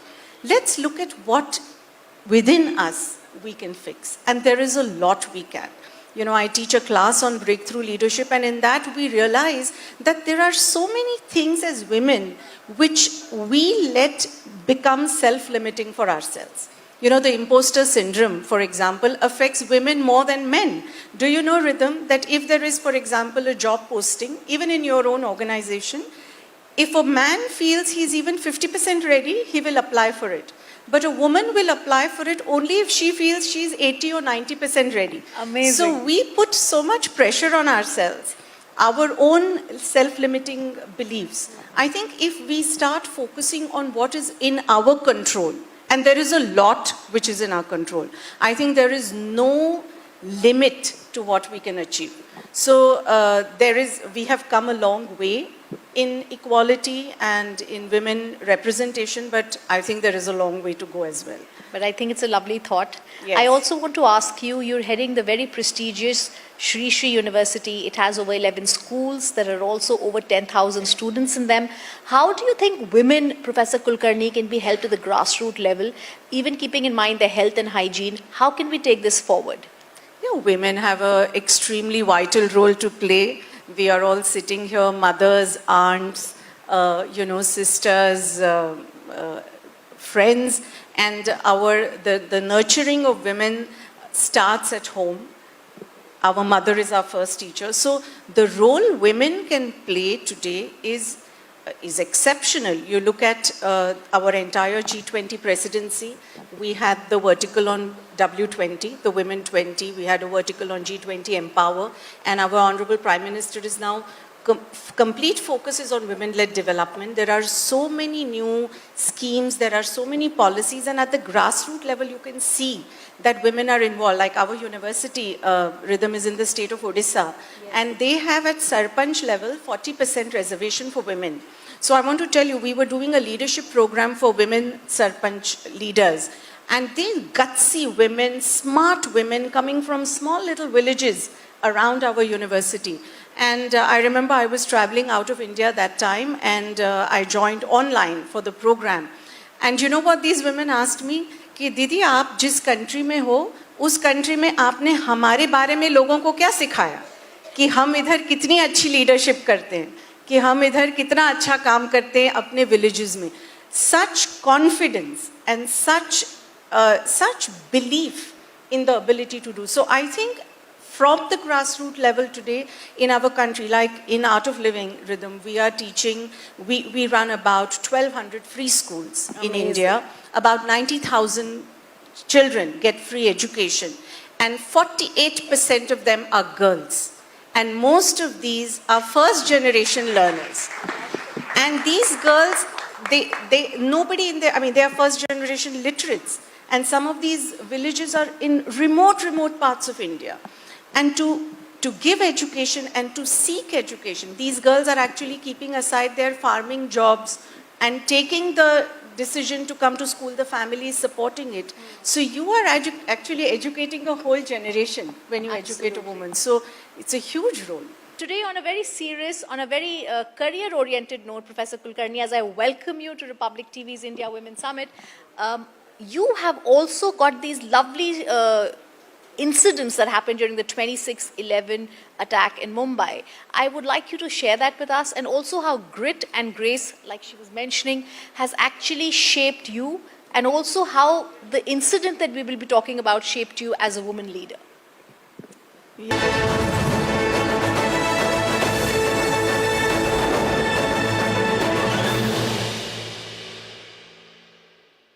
Let's welcome Dr. Chandrima Saha, J.C. Bose Chair, Distinguished Professor, Indian Institute of Chemical Biology. Her work on neglected tropical diseases that has paved the way for mega breakthroughs.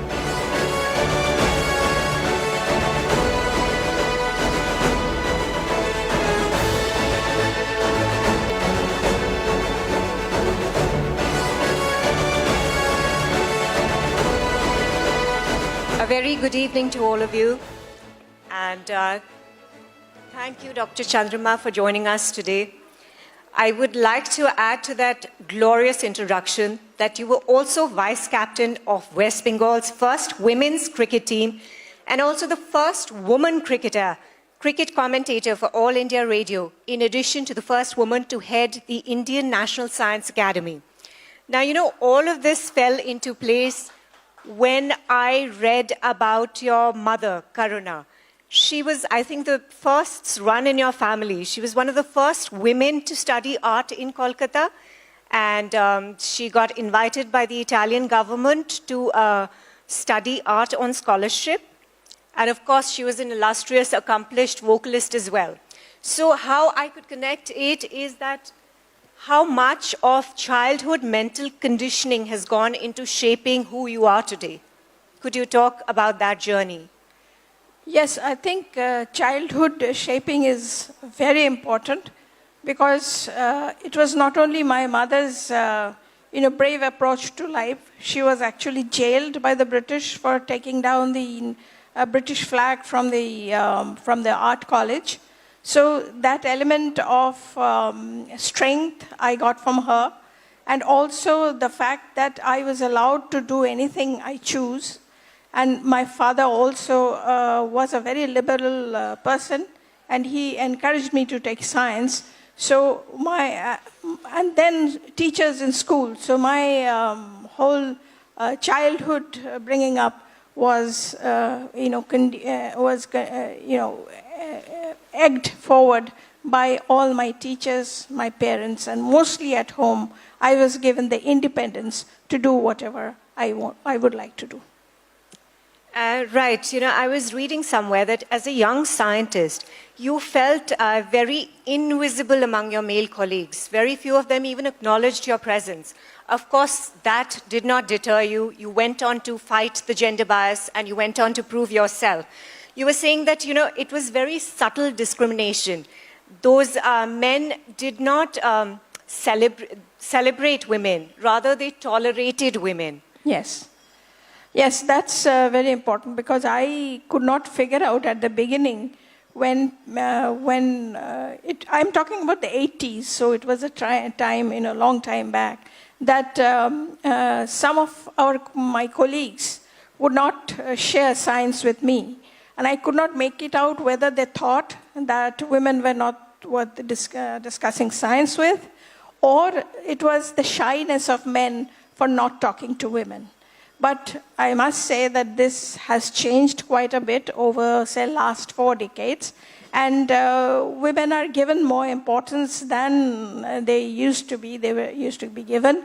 But a lot still needs to be improved at the level of small towns, rural settings, where, in the schools or where people are studying science, and they should be given the space to be themselves.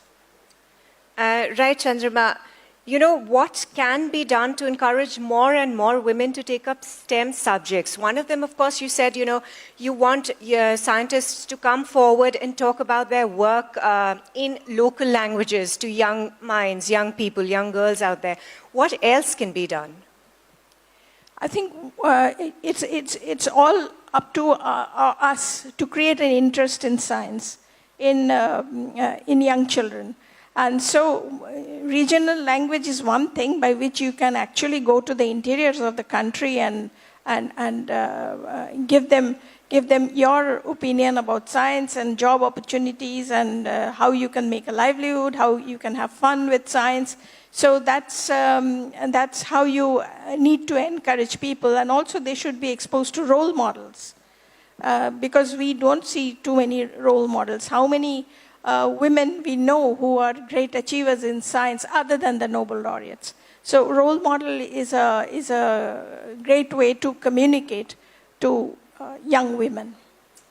Right, and there's also inadequate representation of women in the scientific community. But at the same time, you do not support reservation. May I ask why? I do not support reservation in science. The reason is we are aiming for an efficiency, certain degree of efficiency. And there are not enough women who are very competent after a certain level. So if you compromise in the quality there, then you are actually having a insufficient efficiency in the system.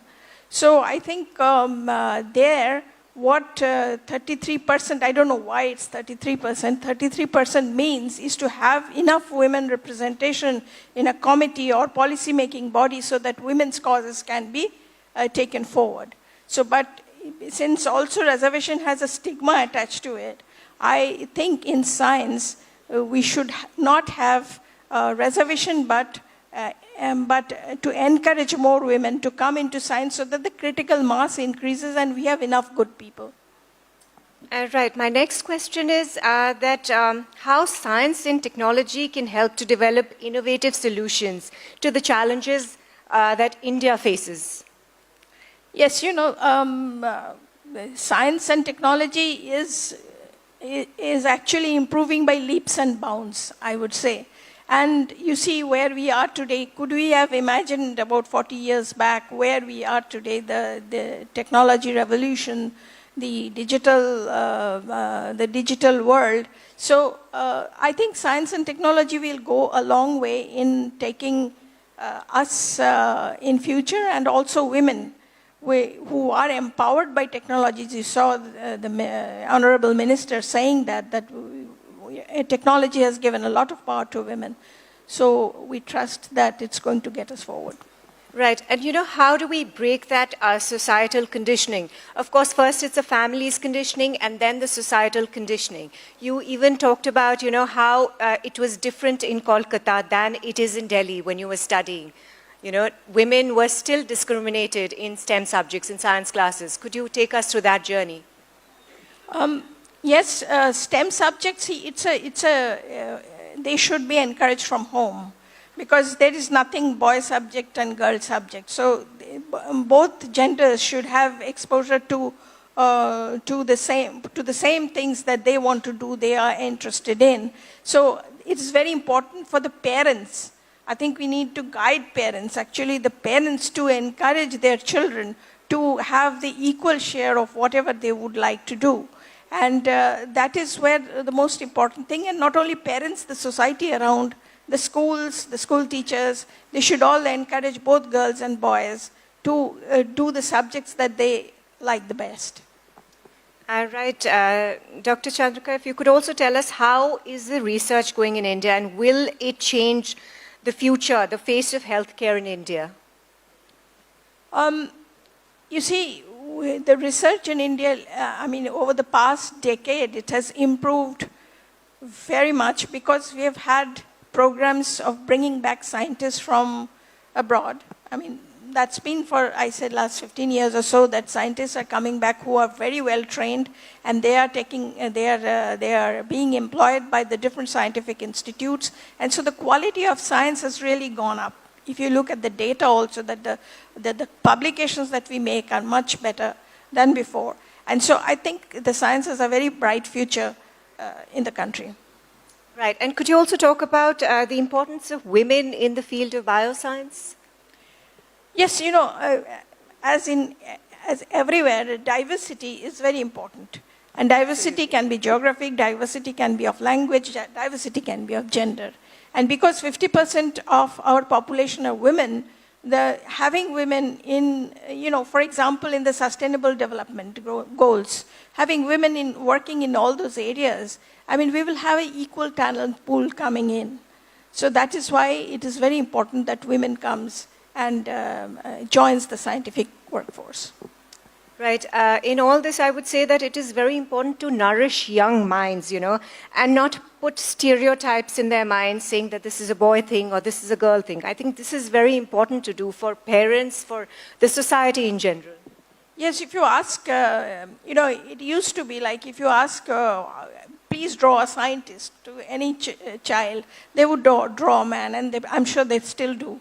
But, to bring about thinking about a scientist can be a woman. So that is important, and that I think will improve with time. I don't know how much time it will take, but I think that the scenario is changing. Right. And my final question to you, what was your dare to dream moment?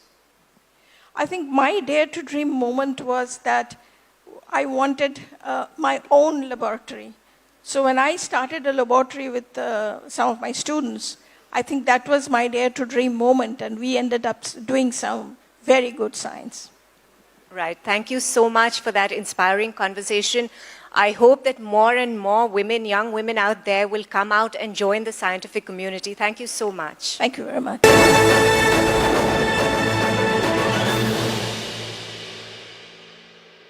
What I want to say to everybody who is here is that let's keep the external environment aside for a moment.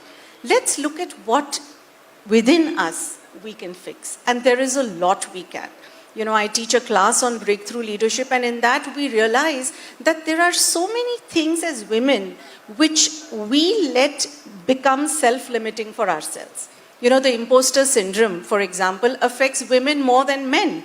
Do you know, Rhythm, that if there is, for example, a job posting, even in your own organization, if a man feels he's even 50% ready, he will apply for it.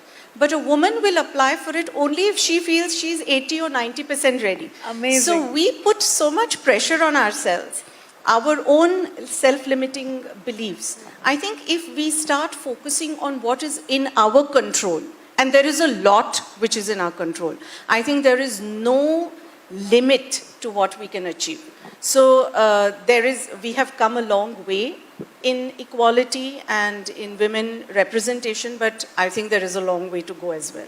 But I think it's a lovely thought. Yes. I also want to ask you, you're heading the very prestigious Sri Sri University. It has over 11 schools. There are also over 10,000 students in them. How do you think women, Professor Kulkarni, can be helped at the grassroots level, even keeping in mind their health and hygiene? How can we take this forward? Women have an extremely vital role to play.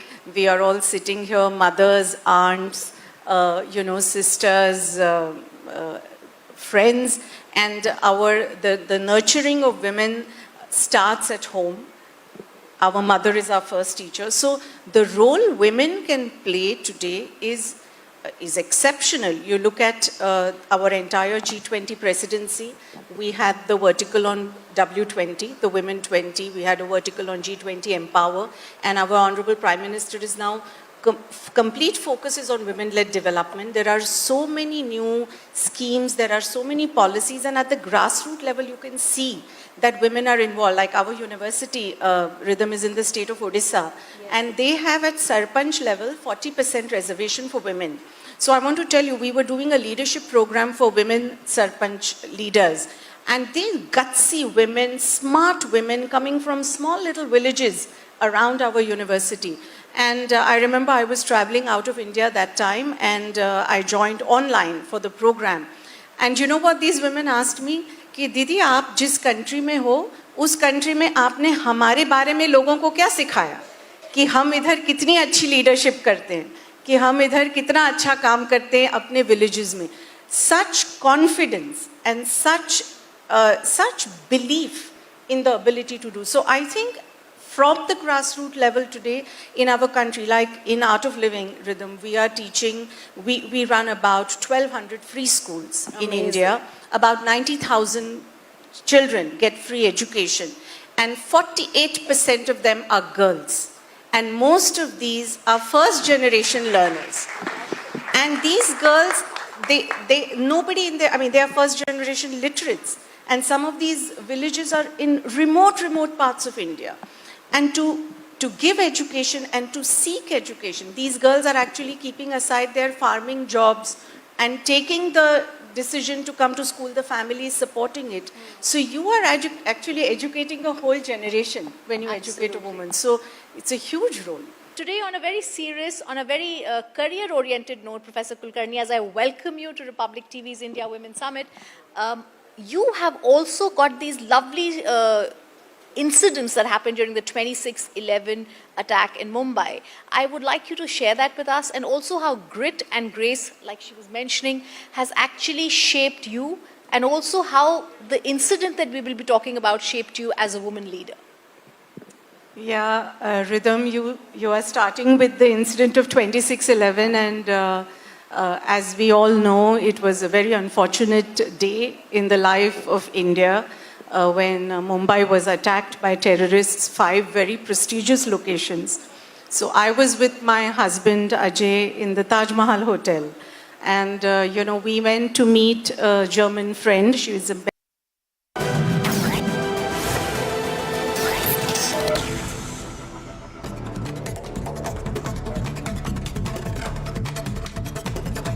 ISRO launched the INSAT 3DS meteorological satellite on board a geosynchronous launch vehicle F-14 at 5:35 p.m. today from Satish Dhawan Space Center in Sriharikota.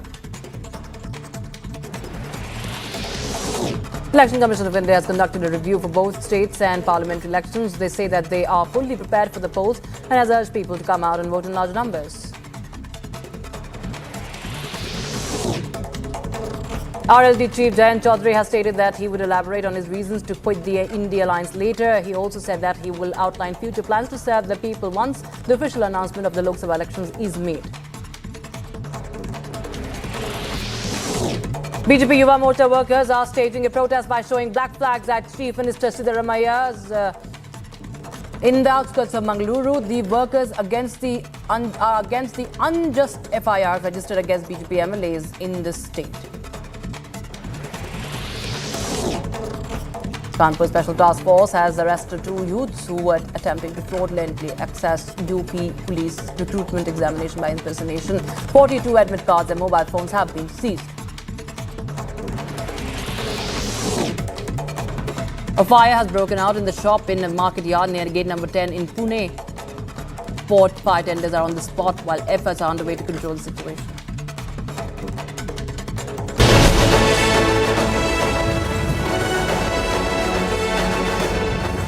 Constantly distracted by a WhatsApp message, by a phone, by a Instagram post, by a Facebook, what happens is your mind is constantly bombarding you because the mind does not give you any positive information, and this is not I'm quoting from myself, these are things which I'm quoting from the Vedas.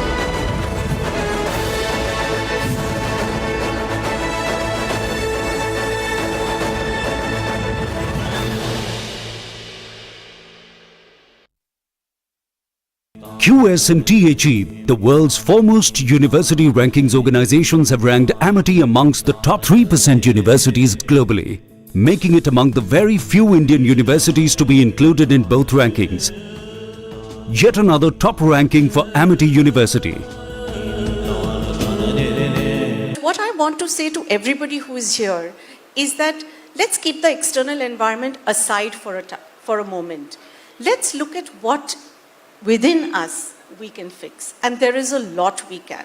You know, I teach a class on breakthrough leadership, and in that we realize that there are so many things as women which we let become self-limiting for ourselves. You know, the imposter syndrome, for example, affects women more than men. Do you know, Rhythm, that if there is, for example, a job posting, even in your own organization, if a man feels he's even 50% ready, he will apply for it. But a woman will apply for it only if she feels she's 80 or 90% ready. Amazing. So we put so much pressure on ourselves, our own self-limiting beliefs. I think if we start focusing on what is in our control, and there is a lot which is in our control, I think there is no limit to what we can achieve. So we have come a long way in equality and in women representation, but I think there is a long way to go as well. But I think it's a lovely thought. Yes. I also want to ask you, you're heading the very prestigious Sri Sri University. It has over 11 schools. There are also over 10,000 students in them. How do you think women, Professor Kulkarni, can be helped at the grassroots level, even keeping in mind their health and hygiene? How can we take this forward? Yeah, women have an extremely vital role to play. We are all sitting here, mothers, aunts, sisters, friends, and the nurturing of women starts at home.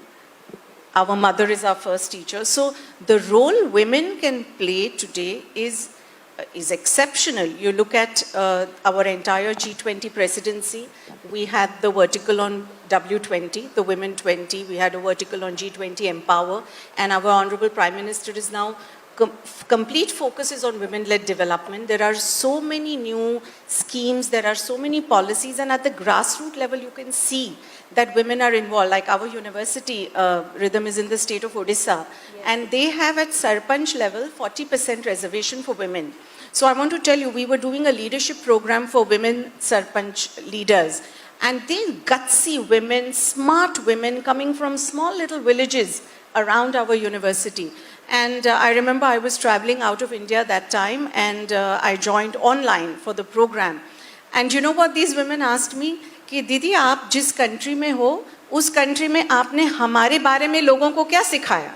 कि हम इधर कितनी अच्छी leadership करते हैं, कि हम इधर कितना अच्छा काम करते हैं अपने villages में. Such confidence and such belief in the ability to do. So I think from the grassroots level today in our country, like in Art of Living, Rhythm, we are teaching, we run about 1,200 free schools in India. About 90,000 children get free education, and 48% of them are girls. And most of these are first generation learners. And these girls, nobody in there, I mean, they are first generation literates. And some of these villages are in remote parts of India. And to give education and to seek education, these girls are actually keeping aside their farming jobs and taking the decision to come to school. The family is supporting it. So you are actually educating a whole generation when you educate a woman. So it's a huge role. Today, on a very serious, on a very career-oriented note, Professor Kulkarni, as I welcome you to Republic TV's India Women Summit, you have also got these lovely incidents that happened during the 26/11 attack in Mumbai. I would like you to share that with us, and also how grit and grace, like she was mentioning, has actually shaped you, and also how the incident that we will be talking about shaped you as a woman leader. Yeah, Rhythm, you are starting with the incident of 26/11 and...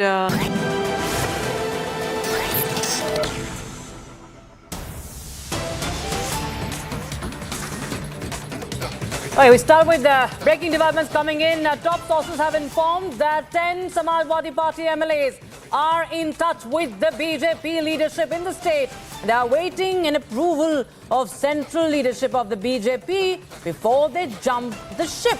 So this is a big update. We're getting it right now ahead of the Lok Sabha elections in Uttar Pradesh, of course, being a very important state with regards to Lok Sabha elections. Now, 10 of Samajwadi Party MLAs are in touch with the BJP as per sources. Now, remember, there has been a lot of headache when it comes to the India alliance. Already it's breaking up. And we see that there is a seat-sharing tussle with the SP and the Congress. And now we see SP itself is struggling to keep its house in order. What we are understanding is 10 of the SP MLAs are in touch with the BJP. And they are waiting for the approval of the BJP central leadership. So that is the big update right now we are getting in for you. And a big setback. This could be a big setback if it materializes. Big setback for Akhilesh Yadav. As per sources, 10 of his MLAs are in contact with the BJP leadership in state.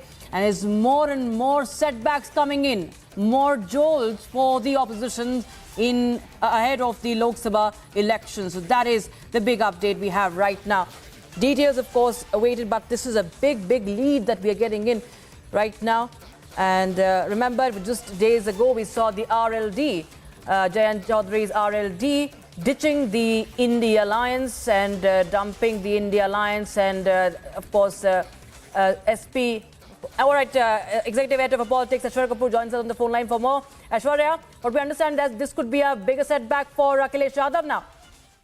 Well, that's right. That's what we are being told by our sources right now, that 10 MLAs of Uttar Pradesh belonging to Samajwadi Party have already given their consent to leave the party and join the BJP. The consent is with the State Chief Minister and Senior BJP leader Yogi Adityanath. And now Baba, who is in Delhi for the BJP National Executive, will seek the top leadership's approval, that is that of Home Minister and then the BJP National President Jagat Prakash Nadda, whom he is meeting tonight post the party dinner. And in that dinner, it can very well be decided what will be the future of these 10 SP MLAs who are ready to jump the ship. All of this is happening just prior to 24 elections. If you just recount what has happened today, Kamal Nath all set to leave Congress party, Navjot Singh Sidhu with 3 MLAs after the 22nd, all set to leave the Congress party, come to the BJP. And now that 10 Samajwadi Party MLAs are ready to jump the ship from Samajwadi Party to the BJP right prior to 24 general elections. Their complete opposition ship seems to be sinking, and in a way that it is jittering the top leadership now. Right, as you pointed out, back-to-back setbacks for the opposition right now ahead of the Lok Sabha election. But thank you so much for the moment, Aishwarya, for joining us with those details. We'll keep a track of more developments coming in. But that's the latest we have right now. Viewers, 10 Samajwadi Party MLAs are in touch with the BJP. We'll get you more details on the other side. Would you also say that somewhere wanting to take a selfie becomes a sense of motivation? Or would you think that it is slowly not moving in the right direction mentally because you're subjecting yourself to the number of likes and the number of views you're getting? From looking into our mirrors to say how are we looking today, into your image deciding how you feel today. And if the state of your mind is correct, then no matter what happens to you in life, your life will always remain balanced.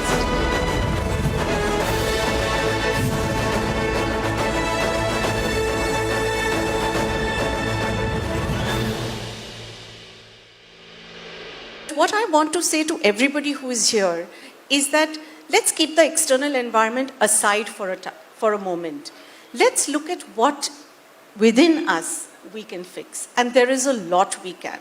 I teach a class on breakthrough leadership, and in that we realize that there are so many things as women which we let become self-limiting for ourselves. The imposter syndrome, for example, affects women more than men.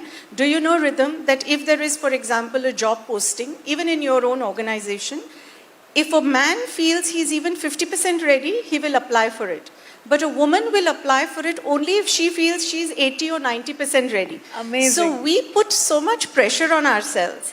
our own self-limiting beliefs. I think if we start focusing on what is in our control, and there is a lot which is in our control, I think there is no limit to what we can achieve. So we have come a long way in equality and in women representation, but I think there is a long way to go as well. But I think it's a lovely thought. Yes. I also want to ask you, you're heading the very prestigious Sri Sri University. It has over 11 schools. There are also over 10,000 students in them. How do you think women, Professor Kulkarni, can be helped to the grassroots level, even keeping in mind their health and hygiene? How can we take this forward? Yeah, women have an extremely vital role to play. We are all sitting here, mothers, aunts, sisters, friends, and the nurturing of women starts at home. Our mother is our first teacher. So the role women can play today is exceptional. You look at our entire G20 presidency. We had the vertical on W20, the Women 20. We had a vertical on G20 Empower. And our Honorable Prime Minister is now complete focus is on women-led development. There are so many new schemes, there are so many policies, and at the grassroots level you can see that women are involved. Like our university, Rhythm is in the state of Odisha, and they have at Sarpanch level 40% reservation for women. So I want to tell you, we were doing a leadership program for women Sarpanch leaders, and these gutsy women, smart women coming from small little villages around our university. And I remember I was traveling out of India that time, and I joined online for the program. And you know what these women asked me? कि दीदी आप जिस country में हो, उस country में आपने हमारे बारे में लोगों को क्या सिखाया? कि हम इधर कितनी अच्छी leadership करते हैं, कि हम इधर कितना अच्छा काम करते हैं अपने villages में. Such confidence and such belief in the ability to do. So I think from the grassroots level today in our country, like in Art of Living Rhythm, we are teaching, we run about 1,200 free schools in India. About 90,000 children get free education, and 48% of them are girls. And most of these are first generation learners. And these girls, they are first generation literate.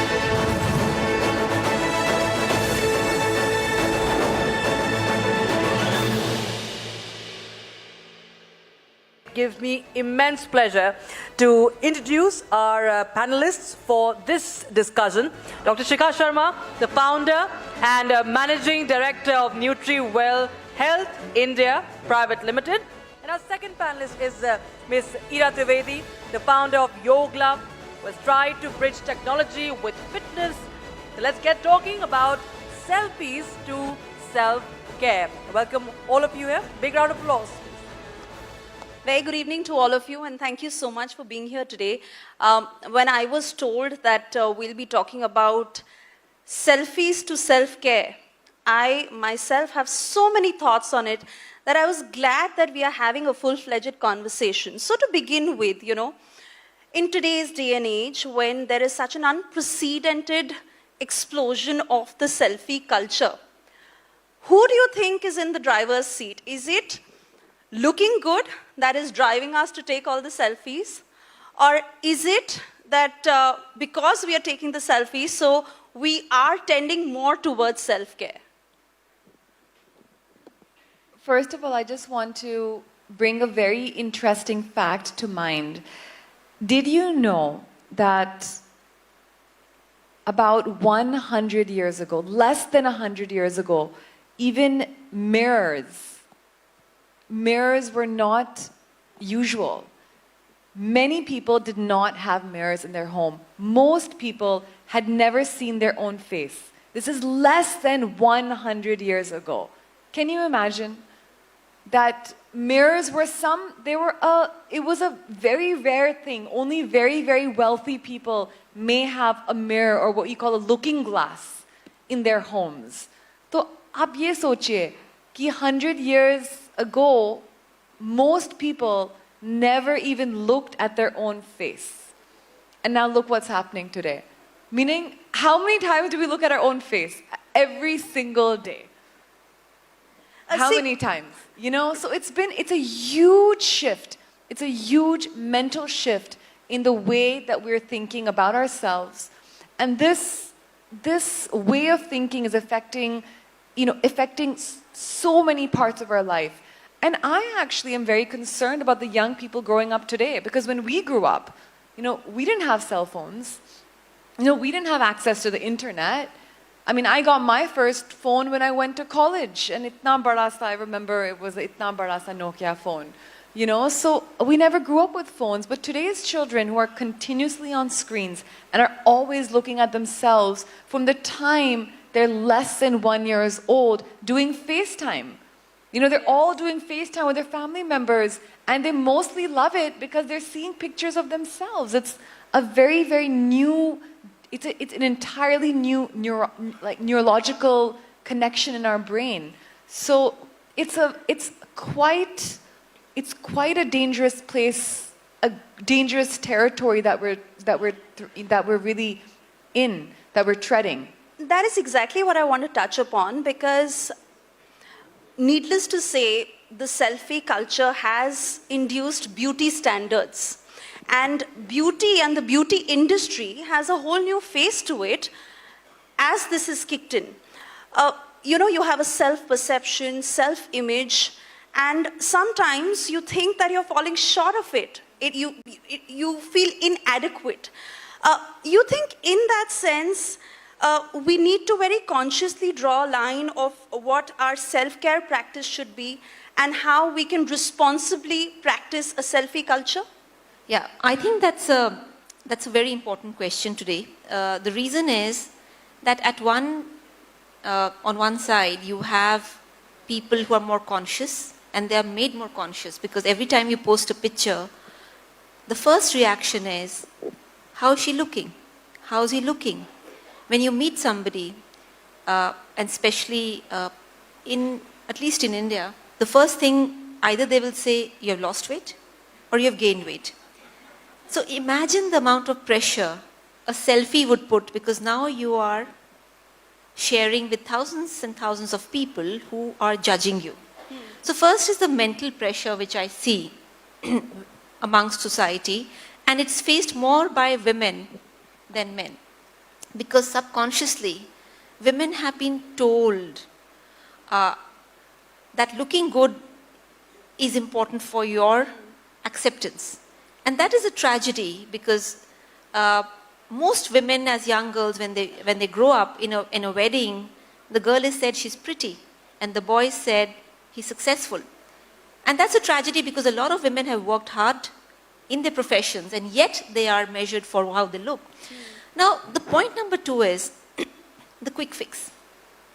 Now, what happens when you try to quick fix rather than having a sustained practice of loving your body, loving yourself, taking care of yourself is, so what I see is that first is women despise themselves because of their bodies, subconsciously. And that's a tragedy again.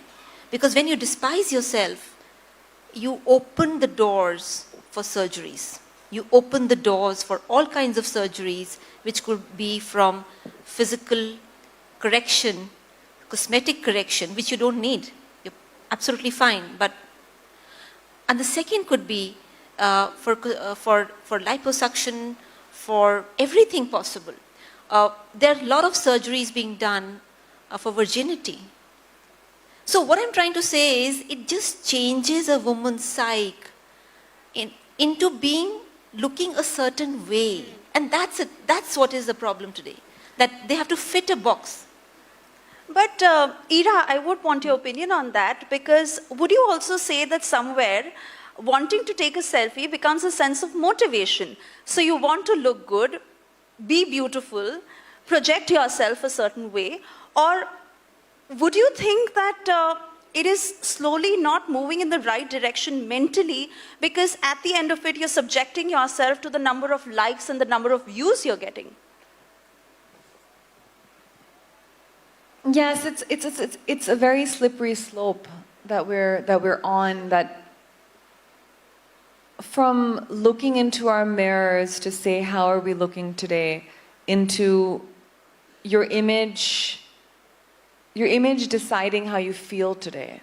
That's something which is a very slippery slope. And as we were talking about this, I actually fast forwarded to my life like 20 years. I'm almost 40. I'm almost 40 now. And I rewinded 20 years ago when I was a participant in the Miss India pageant. I was a participant in the Miss India pageant, and I was from a very good college. I had gotten a very good scholarship to study in a college abroad, and I came to do this beauty pageant on a whim. And I walked out of this pageant because I couldn't, even at that age, the thought of being judged for the way that I looked was something I couldn't handle. I just couldn't, that wasn't something that sat right. And I actually ended up writing a book about that pageant, which became really a bestseller and kickstarted my career as a writer, and which then further went on to a deeper consciousness about wellness and teaching yoga, and that becoming something that I wanted to give to this world. But it's also the passage of time. For me at that age,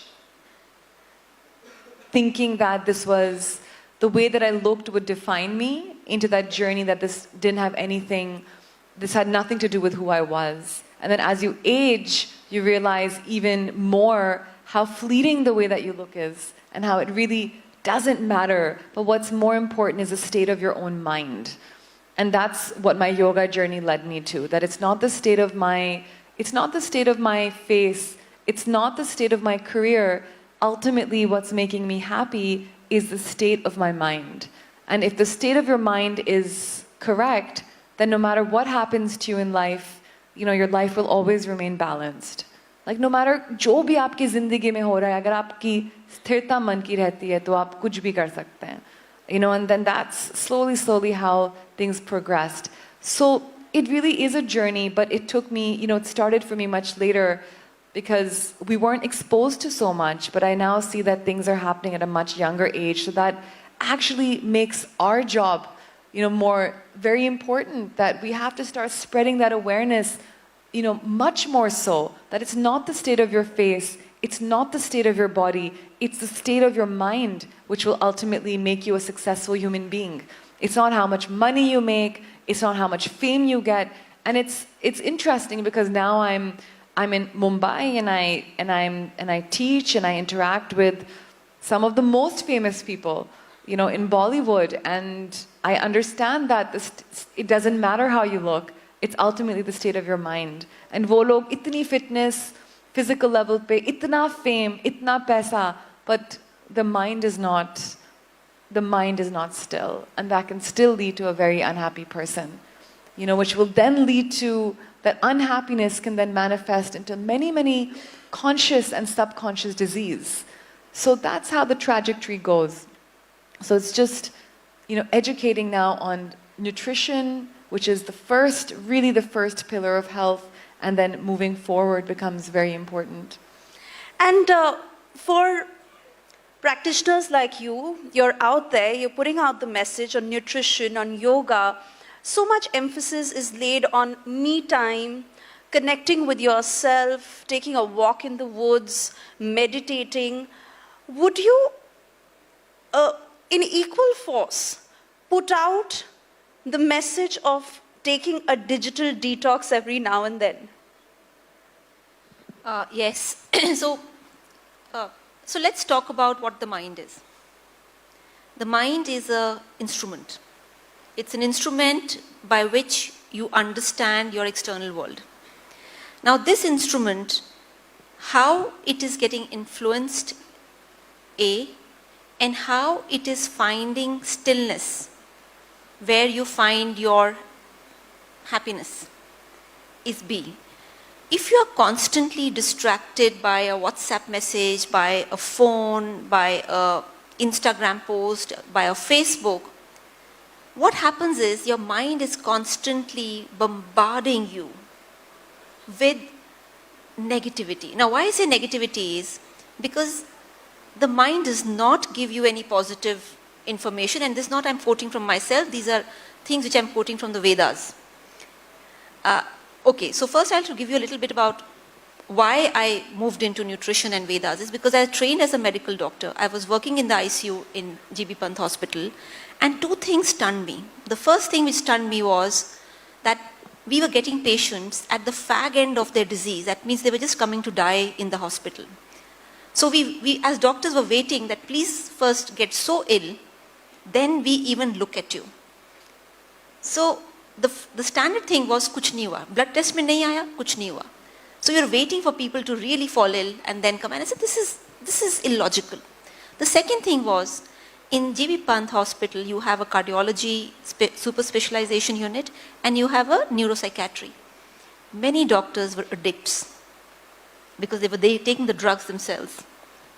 Now it might be different, but they had become addicted. Now, why would a smart super specialist get addicted to a drug?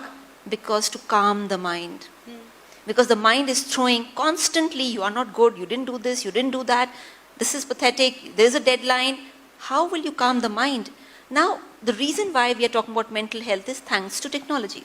I'm not saying technology is good or bad. Technology is like a knife. You have to know how to use it. You cannot be a slave to technology. You cannot be a slave to your mind. And technology disrupts your mind. Technology, even if you're constantly on the phone, will disrupt your breathing. And if your breathing is disrupted, your complete energy engine is disrupted. So what I'm trying to say is that many people, you send them a message, within seconds they will reply. Why? Why should they reply within seconds? Why? Because they get gratification. Oh, you're so quick. So for that, so the society is telling you, quick responses mean you're good. But what is this whole quick response about? It is about the need of somebody to reach out to you at their demand. So you are on demand, you're playing on demand. So what I'm trying to say is when you talk about convenience foods, the convenience foods has poison inside it. The number of artificial preservatives and chemicals, they're disrupting your biochemical engine. So, but how casually we say, oh, it's junk food, it's going to make you put on weight. You know, it's almost like a poison inside your bodies, and yet we only very casually say, oh, it's junk food, it will make you put on weight. No, it will kill you. It will kill your mind first, and then it will kill your body. So what I'm trying to say is, if this continues, don't be surprised. So again, I'm going to give you an example. The difference between the West and the East is, and I'm sorry if I start taking names, Michael Jackson, suicide. Marilyn Monroe, suicide. King of Pop, suicide. Elvis Presley, suicide. Why so many suicides? Because they damage their mental health completely. My fear is the same thing will come to India, and you will see people at the prime of their career committing suicide, which is their mind gone wrong. Yeah. All right. But, you know, Ira, social media, Instagram, at one end we talk about the gap between carefully edited pictures and what the reality is. On the other end, there are leading celebrities who are putting out pictures of their bare, pigmented skin, showing their freckles off, telling the world that no, we are not picture perfect. So, in that sense, do you see a sense of ownership that women are now taking about what our bodies are? It's not about fat or thin, it's not about fair or dark, and that is helping correct the mindset. 100%. I think even Fair and Lovely changed their name, right? They changed their name into something else. Yes. See, even they changed their name, right? That cream which everyone knows about, Fair and Lovely, even they've had to do it. So I think there's a very positive movement, a very positive, body positive movement, which is also spreading. It's an underlying current, because when you see things escalated at such a level, there has to be a reverse action. You know, there has to be a reverse action. That is happening. Their counterculture is happening, where women are, you know, whether it's skin color, whether it's body positivity, whether it's self-care and self-love, all of these movements are definitely beginning. And also a wellness movement. There really is a very strong wellness movement. Even with yoga, I remember when I started, you know, it was there was Baba Ramdev and then there was me, and that was it. You know, that was kind of the parallel. And I remember I guess I'm not allowed to say channel names maybe on this channel, but there was a national channel that I was doing a show on, and they used to say ki agar aap please, you know, sleeveless mat pehniye because ye yoga hai. So I was like, okay. I said, but it's more comfortable and people can see what I'm doing and they just see the shape of the body that I'm making so they can follow me. I said, no. But I used to say कि बाबा रामदेव तो लंगोट में करते हैं, आप उनको थोड़ी ना कुछ बोल रहे हैं. You know, it's only sort of this is not fair. So I feel like even then, you know, we've come very far away from then when I started to now, and there's so much more acceptance because there's more acceptance of women's bodies. There's more acceptance of women's bodies, of what they're wearing, and it first begins with ourselves, then it moves to others. And that's how it really happened. And I really remember all of this, and now I said, my gosh, would any of this really matter now? You know, so I'm definitely seeing all of this entire movement. I think it's very positive. It's a hugely positive movement, but it needs to, because there's so much happening on one side with the selfie culture. You know, there's even something now called, I forget, there was a terminology, right? When people were actually like, there was so many deaths being caused by selfies because people were always taking selfies and like there was accidents, right? There was a specific name to this sort of death because people were taking selfies. So it's very much, it's addictive to the brain, and actually there's science behind it. It's dopamine. You know, every time we're on social media, every time we're seeing Instagram posts, it's a little bit of dopamine in the brain which is released. So your brain becomes addicted to this. You know, scrolling is a neurological addiction. It's like caffeine, it's like nicotine, it's like a drug. It's like a very, very, very tiny dose of a drug that we take it over and over again becomes addictive. So you'll see it. It's become such a natural habit. We got to reach for our phones because we need that dopamine hit. We need to see what's happening on our phones. You know, it draws our attention. It's like watching an action-packed movie. You know, when you're watching an action movie, why are we so glued to the screen? We're like, wow, what's going on? It's because there's so much action that it's a dopamine hit.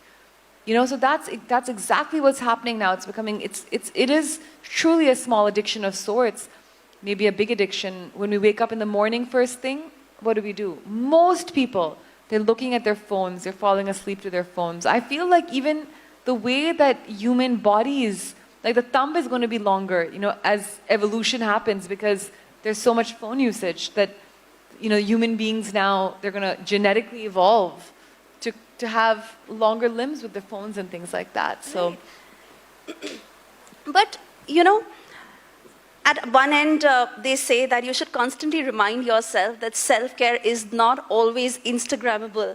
I can say for a fact that you know, being a new mother, Instagram hugely helped me with information on how women deal with the blues, on how to handle a baby, on how to, you know, go after self-care. Even as a professional, you don't always have the time to come to you to practice yoga or, you know, take tips on nutrition. But your social media pages give us those little tips and tricks to, you know, that we can inculcate in our daily lives to make those lifestyle changes. So in that sense, you think that the digital age is also helping us put the right focus and strike the right conversations on self-care? Yes. So, see, I love technology. I mean, it may not have come across like that so far, but I love technology. Now, why I love technology? Because it's a tool for efficiency.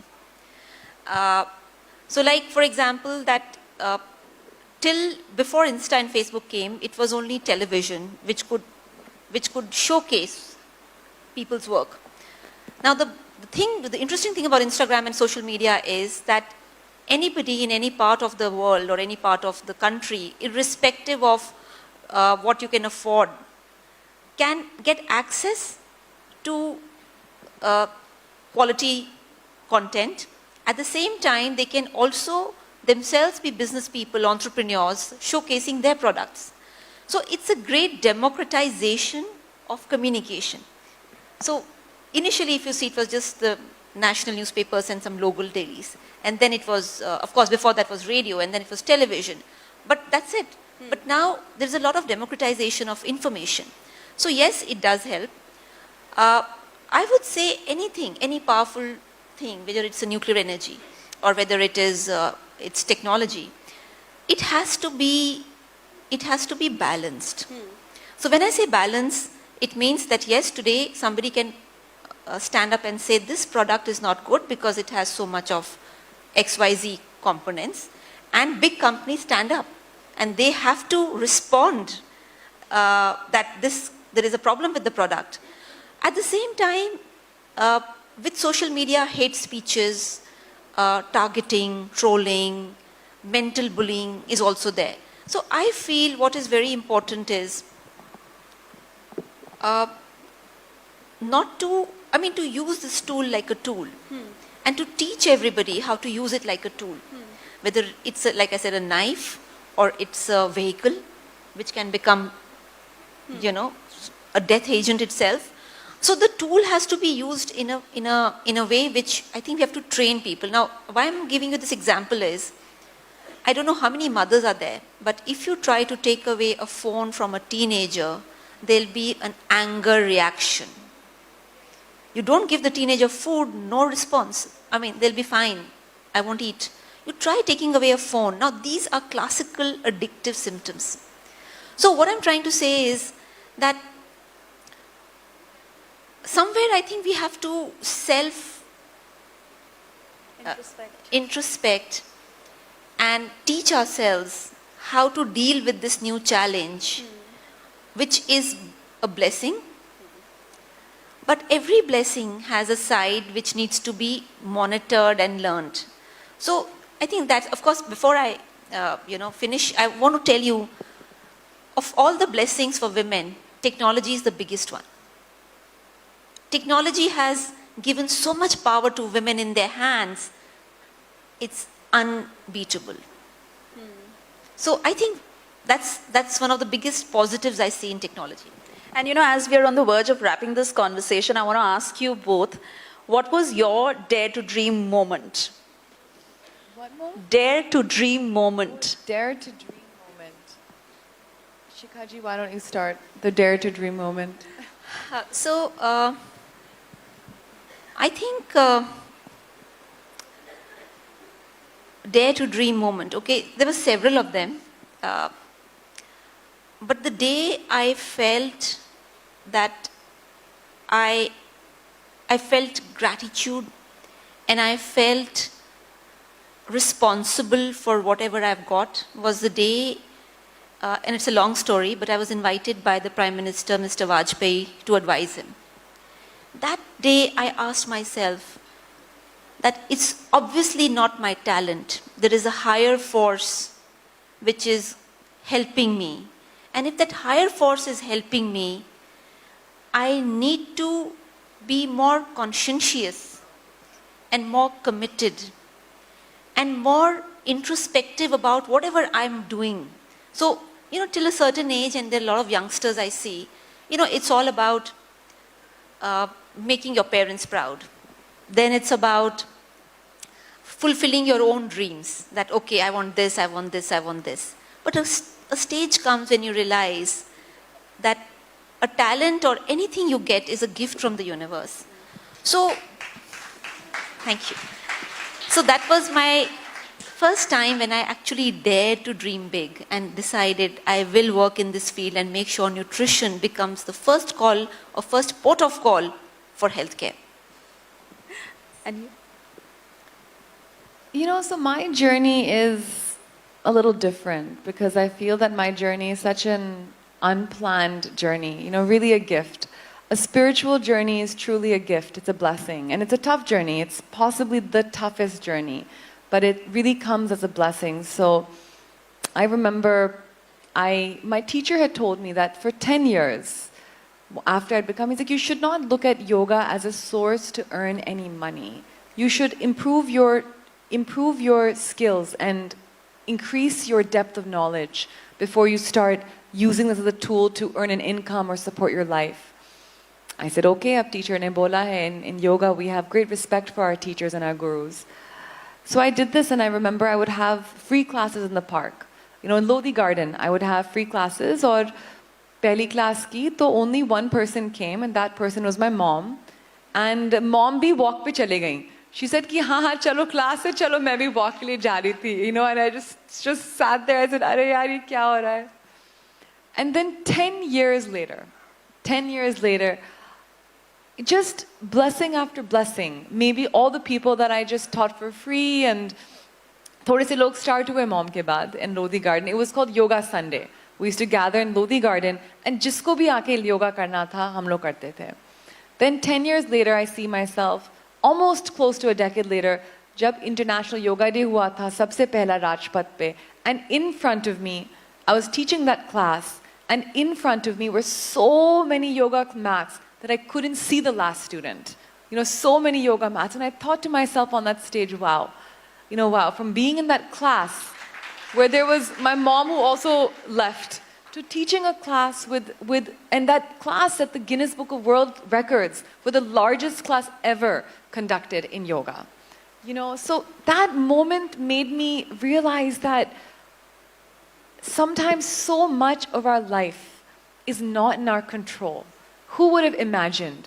I said ki whatever I would have dreamt, isse to beyond hi ho gaya. You know, I would not have dreamt of this. And I said, when you surrender, so many beautiful things begin to happen, you know, when we really surrender.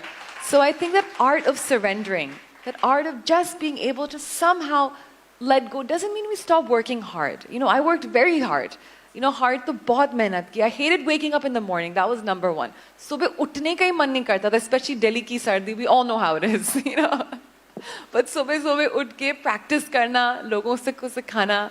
You know, I remember this was such a small but real struggle, like a real struggle of blood, sweat, and tears, literally. But, you know, it taught me the art of surrendering. And I think that art of surrendering, where we work hard, get life to flow like a river. Jahan pas flow kar rahe ho. You know, and the roadblocks come, but jaise pani na, jaise patthar hota hai, bas nikal jata hai side se.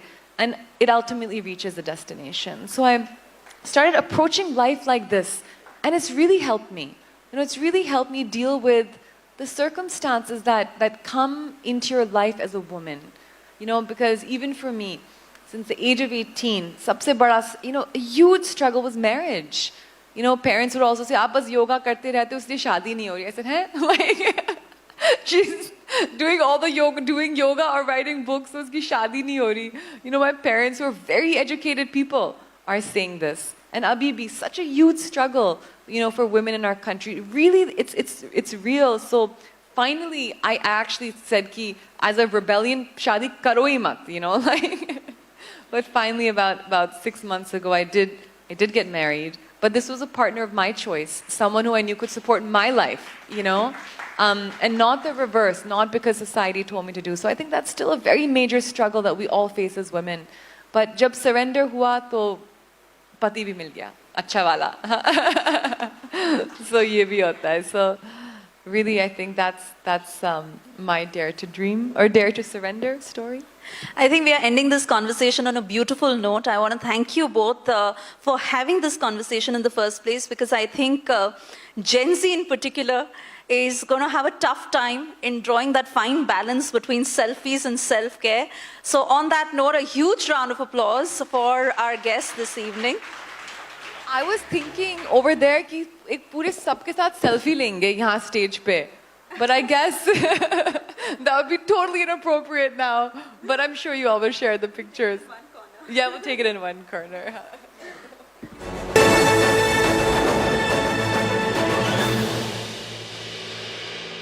QS&THE, the world's foremost university rankings organizations, have ranked Amity amongst the top 3% universities globally, making it among the very few Indian universities to be included in both rankings. Yet another top ranking for Amity University. What I want to say to everybody who is here is that let's keep the external environment aside for a moment. Let's look at what within us we can fix. And there is a lot we can. You know, I teach a class on breakthrough leadership, and in that we realize that there are so many things as women which we let become self-limiting for ourselves. You know, the imposter syndrome, for example, affects women more than men. Do you know, Rhythm, that if there is, for example, a job posting, even in your own organization, if a man feels he's even 50% ready, he will apply for it. But a woman will apply for it only if she feels she's 80 or 90% ready. Amazing. So we put so much pressure on ourselves, our own self-limiting beliefs. I think if we start focusing on what is in our control, and there is a lot which is in our control, I think there is no limit to what we can achieve. So we have come a long way in equality and in women representation, but I think there is a long way to go as well. But I think it's a lovely thought. Yes. I also want to ask you, you're heading the very prestigious Sri Sri University. It has over 11 schools. There are also over 10,000 students in them. How do you think women, Professor Kulkarni, can be helped to the grassroots level, even keeping in mind their health and hygiene? How can we take this forward? Yeah, women have an extremely vital role to play. We are all sitting here, mothers, aunts, sisters, friends, and the nurturing of women starts at home. Our mother is our first teacher. So the role women can play today is exceptional. You look at our entire G20 presidency. We had the vertical on W20, the Women 20. We had a vertical on G20 Empower. And our Honorable Prime Minister is now complete focus is on women-led development. There are so many new schemes, there are so many policies, and at the grassroots level you can see that women are involved. Like our university, Rhythm, is in the state of Odisha, and they have at Sarpanch level 40% reservation for women. So I want to tell you, we were doing a leadership program for women Sarpanch leaders, and these gutsy women, smart women coming from small little villages around our university. And I remember I was traveling out of India that time, and I joined online for the program. And you know what these women asked me? कि दीदी आप जिस country में हो, उस country में आपने हमारे बारे में लोगों को क्या सिखाया? कि हम इधर कितनी अच्छी leadership करते हैं, कि हम इधर कितना अच्छा काम करते हैं अपने villages में.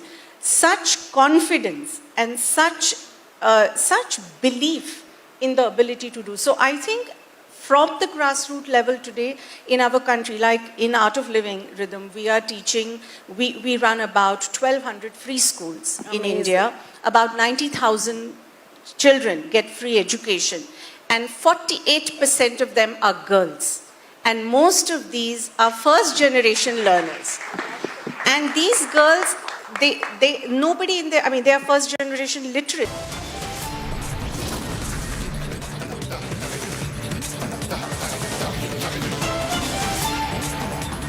Speculation over further Congress breakup as Kamal Nath and son head to the national capital.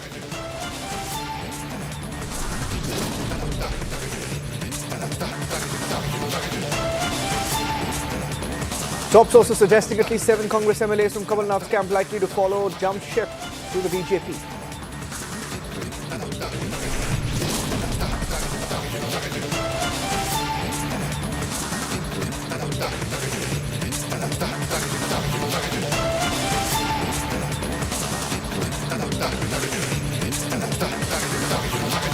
Sources confirmed to Republic that Navjot Singh Sidhu is also set to quit the Congress and could return to the BJP.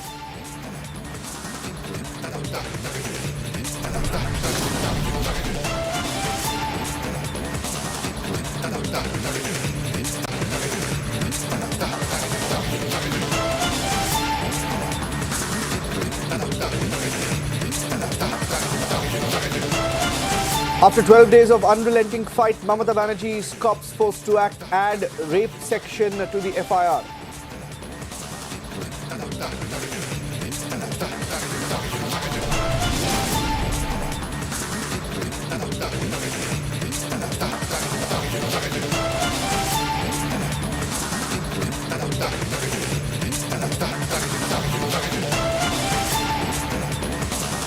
Yet another feather in the cap for ISRO. New weather satellite INSAT 3DS launched from Sriharikota.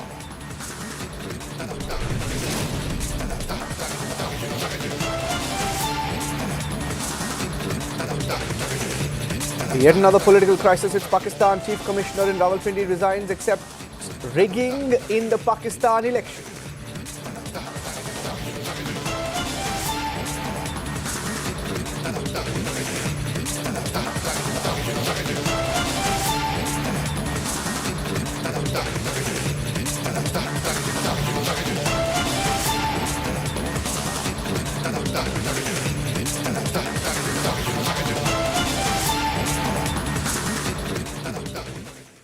Ladies and gentlemen, this political Saturday, we've had some big breaking news updates about the faces of the Congress party. Some of the senior most leaders who've spent up to 4 decades in the Congress party. We have news of them possibly jumping ship. Started with Kamal Nath this morning, hearing that Kamal Nath and his son, who are in Delhi, they took a private jet, landed in Delhi this evening, getting in news that there is a possibility of Kamal Nath and his son joining the BJP along with their camp of loyalists, which could be about 5 to 6 MLAs from Chhindwara, which is also Kamal Nath's stronghold. There is a possibility. Kamal Nath is not denying it. He spoke to the media today. I'd like to play out what Kamal Nath said when the media questioned him. There were several times that the media tried to ask him that question. Did not deny anything on record. Said if there is anything that he will have to say, he said he will speak at the right time. No denial. And in Punjab, another big blow to the Congress party on the cards, with sources suggesting that Sidhu is set to dump the Congress party. There is a possibility that Sidhu, Navjot Singh Sidhu, the face of the Congress party in Punjab, one of the senior most leaders of the Congress party in Punjab, could be returning to the BJP. He's been a parliamentarian of the BJP from Amritsar in the past. There's a possibility that he could be returning to the BJP. And with him, 3 more MLAs we are hearing could join the BJP. That's a possibility. Let's play out some responses. We're getting in to that story and then go on and get you some live updates.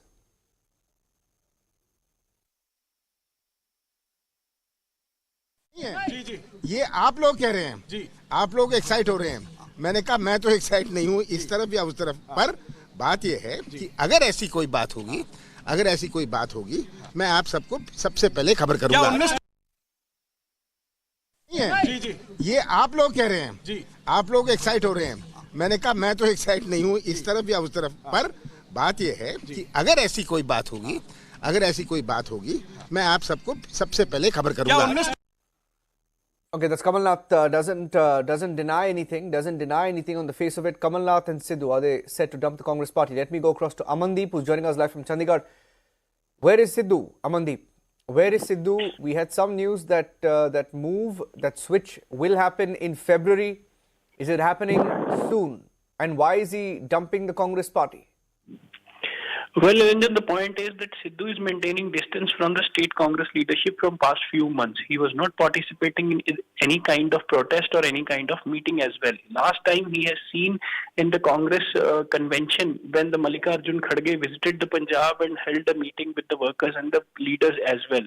But after and before that, Sidhu is maintaining distance from the Congress party, and in fact he is openly alleging and having a head-on collision with the state Congress president Raja Vading by levelling the allegations of corruption against him. And even on the other side, the Congress party is also written to High Command to take strict action against him just because he is maintaining indiscipline in the party and he is campaigning against the party. So Sidhu was back-to-back holding his meetings with his own with his own camp, either in Bathinda or in somewhere else, just because he has a group of certain leaders who are supporting Navjot Singh Sidhu on this line as well. So there is a confrontation between the Congress party as well as Navjot Singh Sidhu. But yes, we cannot deny the fact that Navjot Singh Sidhu is a blue-eyed boy of Priyanka Gandhi and even having direct communications with the Rahul Gandhi. But still, in the state, the grounds are completely different. Sidhu is quite visible, maintaining the distance from the Congress party, from the state unit, and there is a head-on collision with the Congress as well as with the Navjot Singh Sidhu. Parties repeatedly seeking the action against Navjot Singh Sidhu. When Congress in charge visited Punjab for holding the meetings with with Congress leaders on the issue of India alliance with the Aam Aadmi Party. Navjot Singh Sidhu held a meeting with Davinder Yadav, Punjab Congress in charge, separately, where no state leadership was present. And in fact, he had a one-to-one conversation with Davinder Yadav, and after that, Sidhu always remained missing from the Congress scene. So somewhere down the line, the dissent is quite indicated by Navjot Singh Sidhu, but let's wait and watch when he will come out and speak about this issue. Yes, Niranjan. Let me play out what Digvijay Singh said. On the case of Kamal Nath, Digvijay Singh, he was in denial. He was pretty sure that Kamal Nath was not leaving the Congress party. There's Digvijay Singh, another senior Congress leader from the state of Madhya Pradesh, and what he said about Kamal Nath's possible switch. ये कोई पलायन नहीं है। एक बात सुन लो, छिंदवाड़ा में है कमलनाथ जी तो जी, ये तो आप लोग जो है ना, जब तक सनसनीखेज ब्रेकिंग न्यूज़ नहीं दोगे तो कौन देखेगा, कौन छापेगा। तो इसलिए ब्रेकिंग न्यूज़ के चक्कर में मत रहो। मेरी कल रात को कमलनाथ जी से बातचीत 10:30-11 बजे हुई है। वो छिंदवाड़ा में है और जिस व्यक्ति ने अपने राजनीतिक जीवन की शुरुआत नेहरू गांधी परिवार के साथ, उनके पीछे साथ में खड़े होकर उस समय लड़ी थी जब पूरी जनता पार्टी और केंद्र की सरकार इंदिरा जी को जेल भेज रही थी। उस आदमी को आप कभी उम्मीद भी कर सकते हो कि ऐसा आदमी कभी कांग्रेस और सोनिया गांधी जी के परिवार को छोड़ के जाएगा, इंदिरा जी के परिवार को छोड़ के जाएगा? आपको उम्मीद भी नहीं करना चाहिए। मेरी कमलनाथ जी से आज सुबह भी बात हुई, कल रात को भी हुई, और जो मैं बातें आपसे कर रहा हूं, मैं मानता हूं कि उस कांग्रेस के प्राचीन विचारधारा के इतिहास के मद्देनजर कर रहा हूं जिसको कमलनाथ जी ने आत्मसात किया था। धन्यवाद।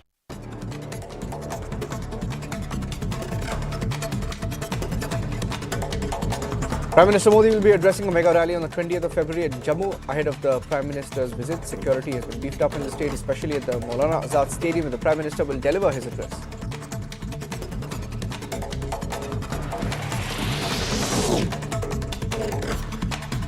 Defence Minister Rajnath Singh will be visiting the Northern Command headquarters in Udhampur on the 24th of February. Defence Minister will inaugurate the new building of the Command Hospital, interact with top army commanders on the prevailing situation in the Union Territory, will mark his second visit to the Jammu region in less than 2 months.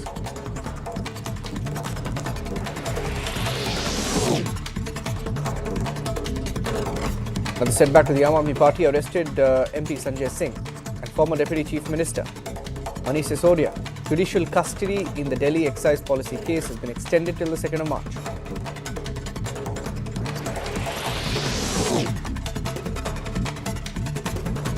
BJP Yuva Morcha workers staging protest by showing black flags at Chief Minister Siddaramaiah in Karnataka in the outskirts of Mangaluru. The workers against the unjust FIRs that they claim was registered against BJP MLAs in the state.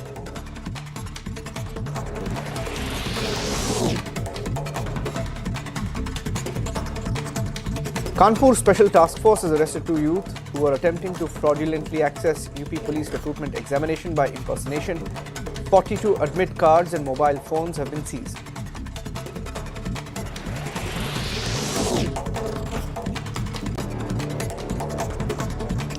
A fire has broken out at a shop in the market yard near gate number 10 in Pune. 4 fire tenders attended while efforts were underway to control the situation.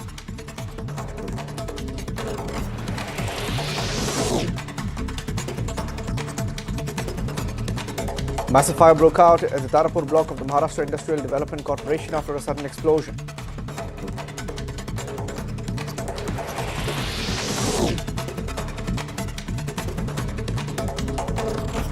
RLD Chief Jayant Chowdhury has stated that he would elaborate on his reasons to quit the India alliance later. He also said that he would outline future plans to serve the people once the official announcement of the Lok Sabha elections were made.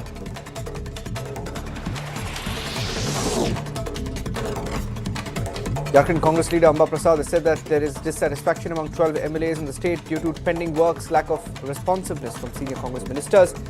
Allegations include failure to fulfill promises of providing opportunities to the young people in the state.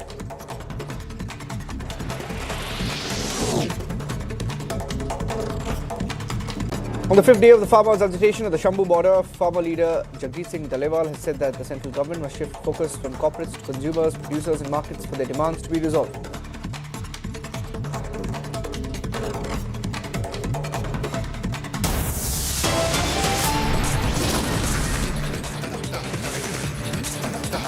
And after 12 days of unrelenting fight, the women's uprising, Mamata's police forced to add rape section to the FIR in Bengal.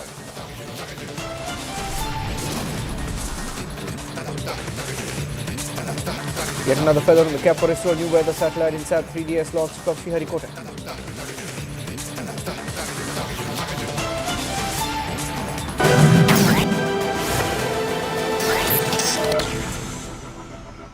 Today, on a very serious, on a very career-oriented note, Professor Kulkarni, as I welcome you to Republic TV's India Women Summit, you have also got these lovely incidents that happened during the 26/11 attack in Mumbai. I would like you to share that with us, and also how grit and grace, like she was mentioning, has actually shaped you, and also how the incident that we will be talking about shaped you as a woman leader.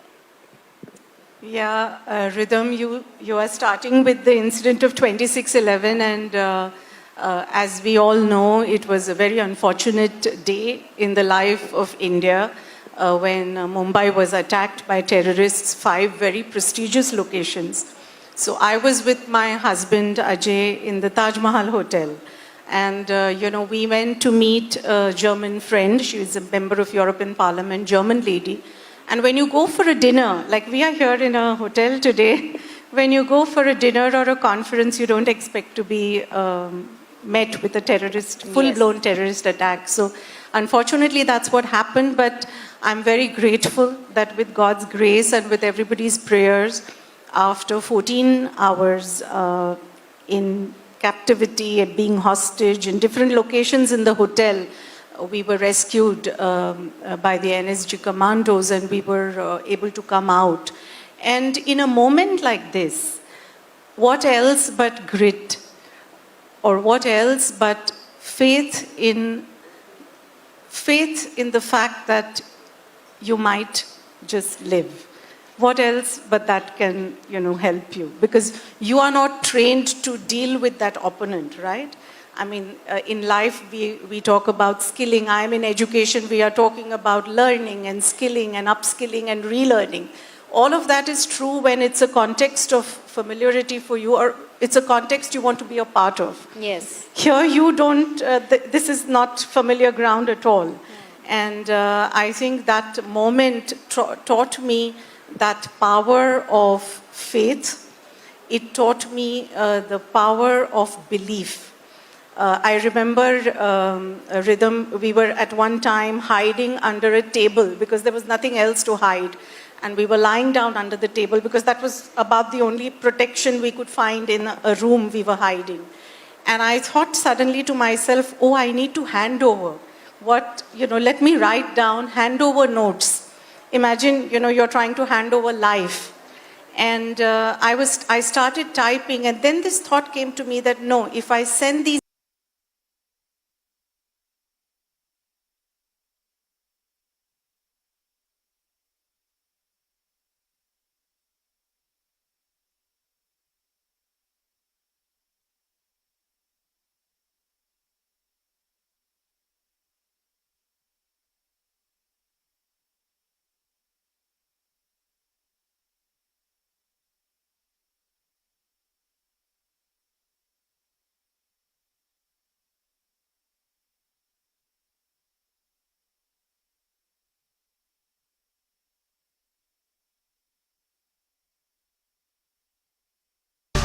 Good evening and welcome.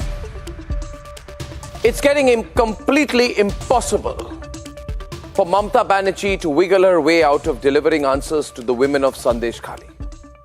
Sandeshkhali, where woman after woman after woman after woman over the last 12 days are coming out despite the environment of fear, despite the intimidation, and despite the fear being put into them of retaliation, ladies and gentlemen, of retribution, of horror stories of politically institutionalized and enabled and sponsored mass rape at a political party office.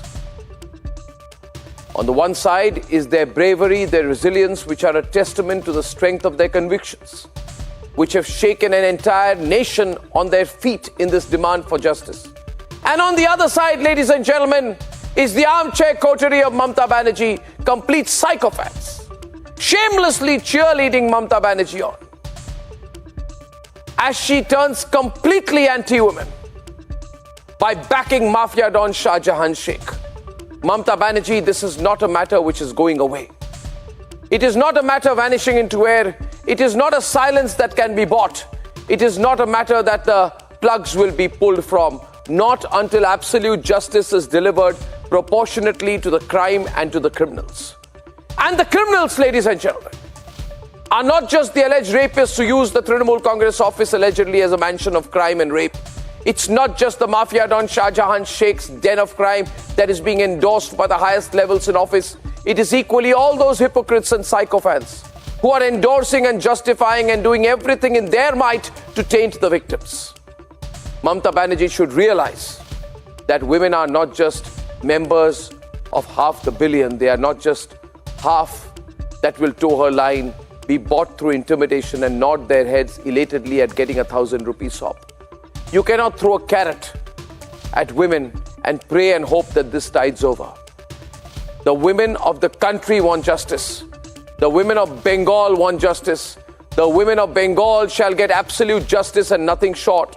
And we at Republic shall not stop. Mamata Banerjee, hear us loud and clear. For what can you do? You can attack the media, turn your police on the media. That's what you do. That's what you've done. Republic will not stop till justice is delivered. Hear that loud and clear. What I want to say to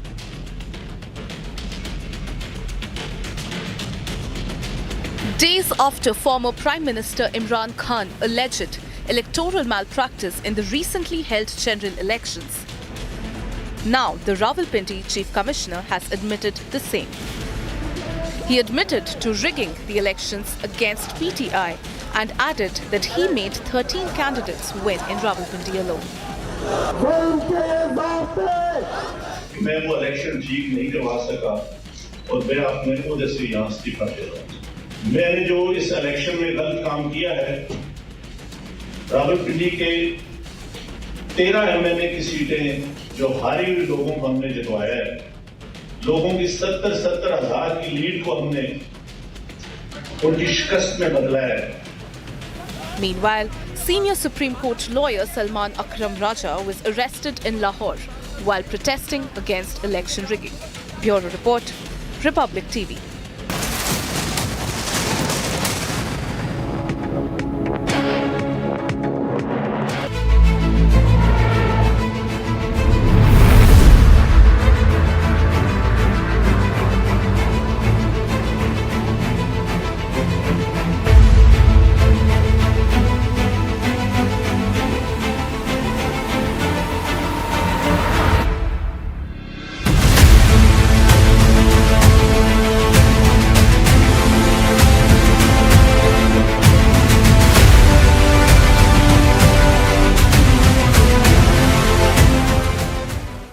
Байден.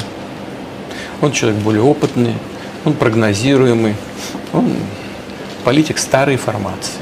Но мы будем работать с любым лидером США, которому окажет доверие американский.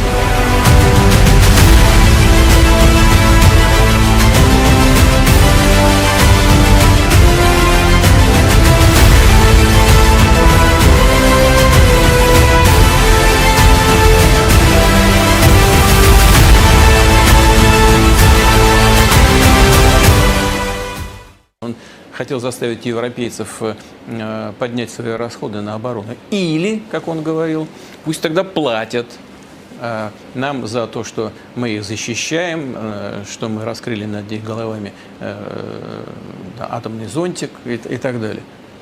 Ну, я не знаю, пускай они сами разбираются, это их проблемы. Но, наверное, с его точки зрения есть в этом какая-то логика.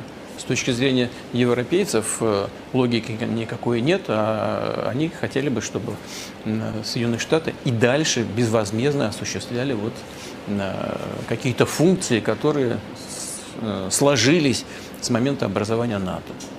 Это их дела. Я-то считаю, что НАТО вообще ни к чему уже смысла никакого нет. Смысл только один. Это инструмент внешней политики США.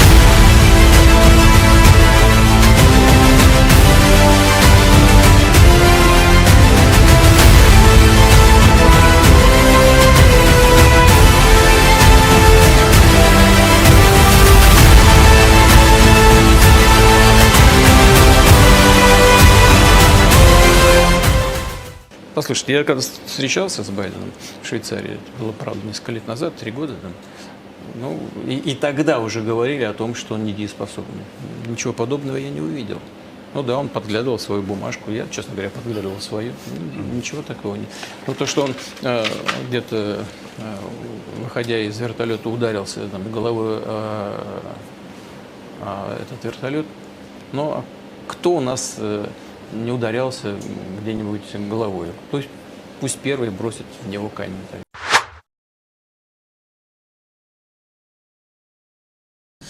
The NCPCR has taken cognizance of an event in Sandeshkhali where miscreants were seen carelessly throwing off a toddler while ransacking a residence of a victim over there. To talk about the same, we are joined by the NCPCR chief over here. Sir, धन्यवाद हमसे बात करने के लिए. ये कौन सा incident है और NCPCR ने किस तरीके का कॉग्निसेंस लिया है इसका? देखिए, हमको न्यूज़ चैनल पे, आपके ही न्यूज़ चैनल पर एक क्लिपिंग मिली जिसमें एक महिला जो विक्टिम है वो ये बता रही है कि उसके 6-7 महीने के बच्चे को जब उसके घर पे अटैक किया गया तब उसको हाथ से छीनकर फेंक दिया गया. ये अपने आप में गंभीर किस्म का अपराध है, बच्चे की जान के लिए खतरनाक है. इसलिए हमने डिस्ट्रिक्ट एडमिनिस्ट्रेशन को नोटिस किया है. 48 आवर्स में इस पर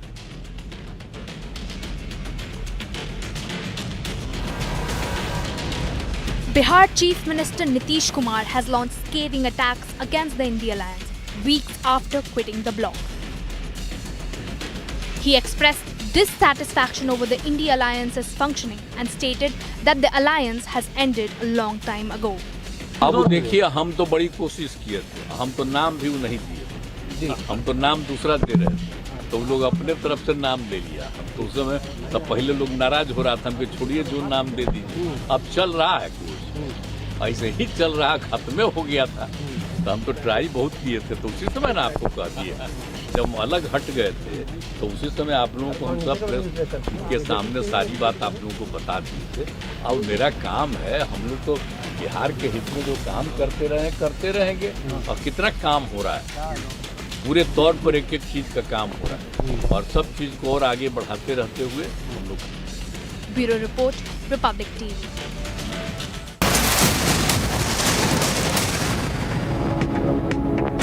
QS&THE, the world's foremost university rankings organizations, have ranked Amity amongst the top 3% universities globally, making it among the very few Indian universities to be included in both rankings. Yet another top ranking for Amity University. I am very, very happy to announce that Niva Bupa Health Insurance has come on board as Republic TV's studio model. Niva Bupa Health Insurance is the fastest growing company among standalone health insurance players in India. It has also provided health insurance coverage to 1.1 crore people in India and settled over 15 lakh claims, processing one claim every 60 seconds. So we are delighted to be partnering with them.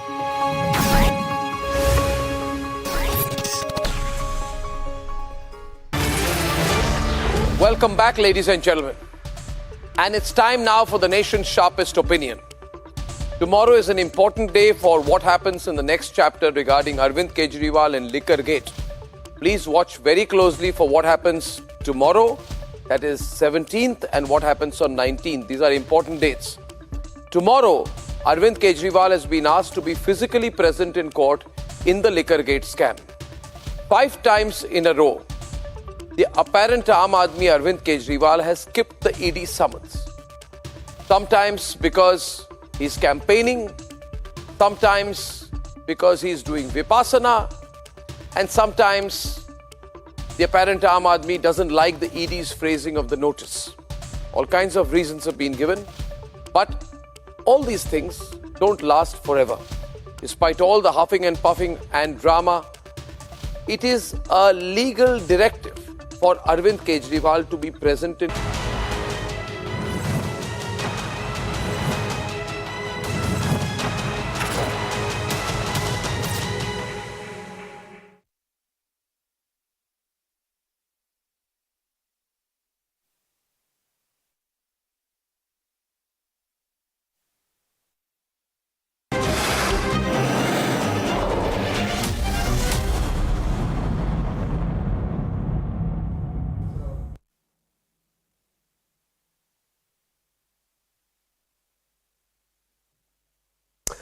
Hello, welcome. You're watching the Weekend Debate with me, Sharvin Singh. Ladies and gentlemen, as more and more leaders get ready to jump ship from the Congress to the Bharatiya Janata Party, it is a major implosion that's taking place within the party. The Congress appears to be in a complete denial. You've heard leaders like Jairam Ramesh saying that it is the BJP which is basically trying for a mini implosion to take place. When is it that the Congress party will essentially realize that the nyay should be first given to their own leaders? It is their own leaders who have been speaking about the fact how the party is dying a slow death. What is it that the Congress party fails to really understand at a time when the BJP is only gaining strength from one state to the other? That's the Weekend Debate at a time when many say that the country certainly deserves a strong opposition. And for the BJP, perhaps another question that many would like to ask that doesn't really matter. You've brought in leaders like Ashok Chavan as well as Ajit Pawar in the state of Maharashtra. You do not seem to be having a problem with several other leaders who face serious allegations. That's another big question for the Bharatiya Janata Party too. That's the Weekend Debate tonight.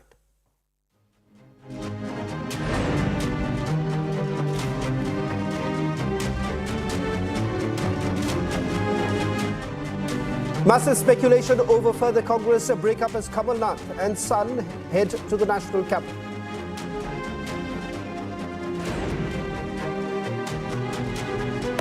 Top sources say at least 7 Congress MLAs from Kamal Nath's camp likely to follow and jump the ship. Sources confirmed to Republic TV Navjot Singh Sidhu set to quit Congress and return to BJP. After 12 days of unrelenting fight, Mamata's cops forced to act, add rape section to the FIR. 4, 3, 2, 1. L40 stations are ignited.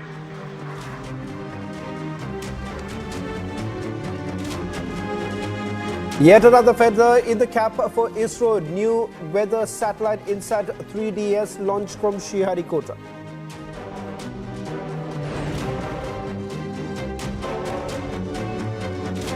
Another political crisis staring at Pakistan. Chief Commissioner in Rawalpindi resigns, accepts a rigging in elections.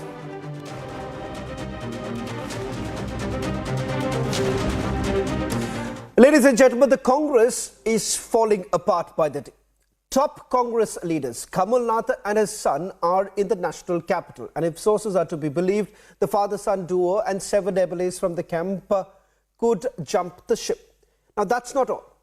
In Punjab, Navjot Singh Sidhu is also set to dump the Congress party and return to BJP as more and more leaders walk out of the grand old party. The big question is, will it be advantage BJP ahead of the big elections? And more importantly, why is it that the Congress party fails to understand that they haven't really been able to deliver even nyaya to their own leaders? Take a look at this report and then we begin the weekend debate. The Congress High Command is staring helplessly as big leaders are leaving the grand old party. And the BJP is set to make massive gains in Uttar Pradesh, Madhya Pradesh and Punjab. Sources have confirmed to Republic that Navjot Singh Sidhu along with 3 MLAs will join the BJP after the 22nd of February. Meanwhile, former Madhya Pradesh Chief Minister Kamal Nath, who arrived in New Delhi earlier today, has not ruled out joining the BJP as well. Defection by the Congress veteran will be a massive blow to the High Command.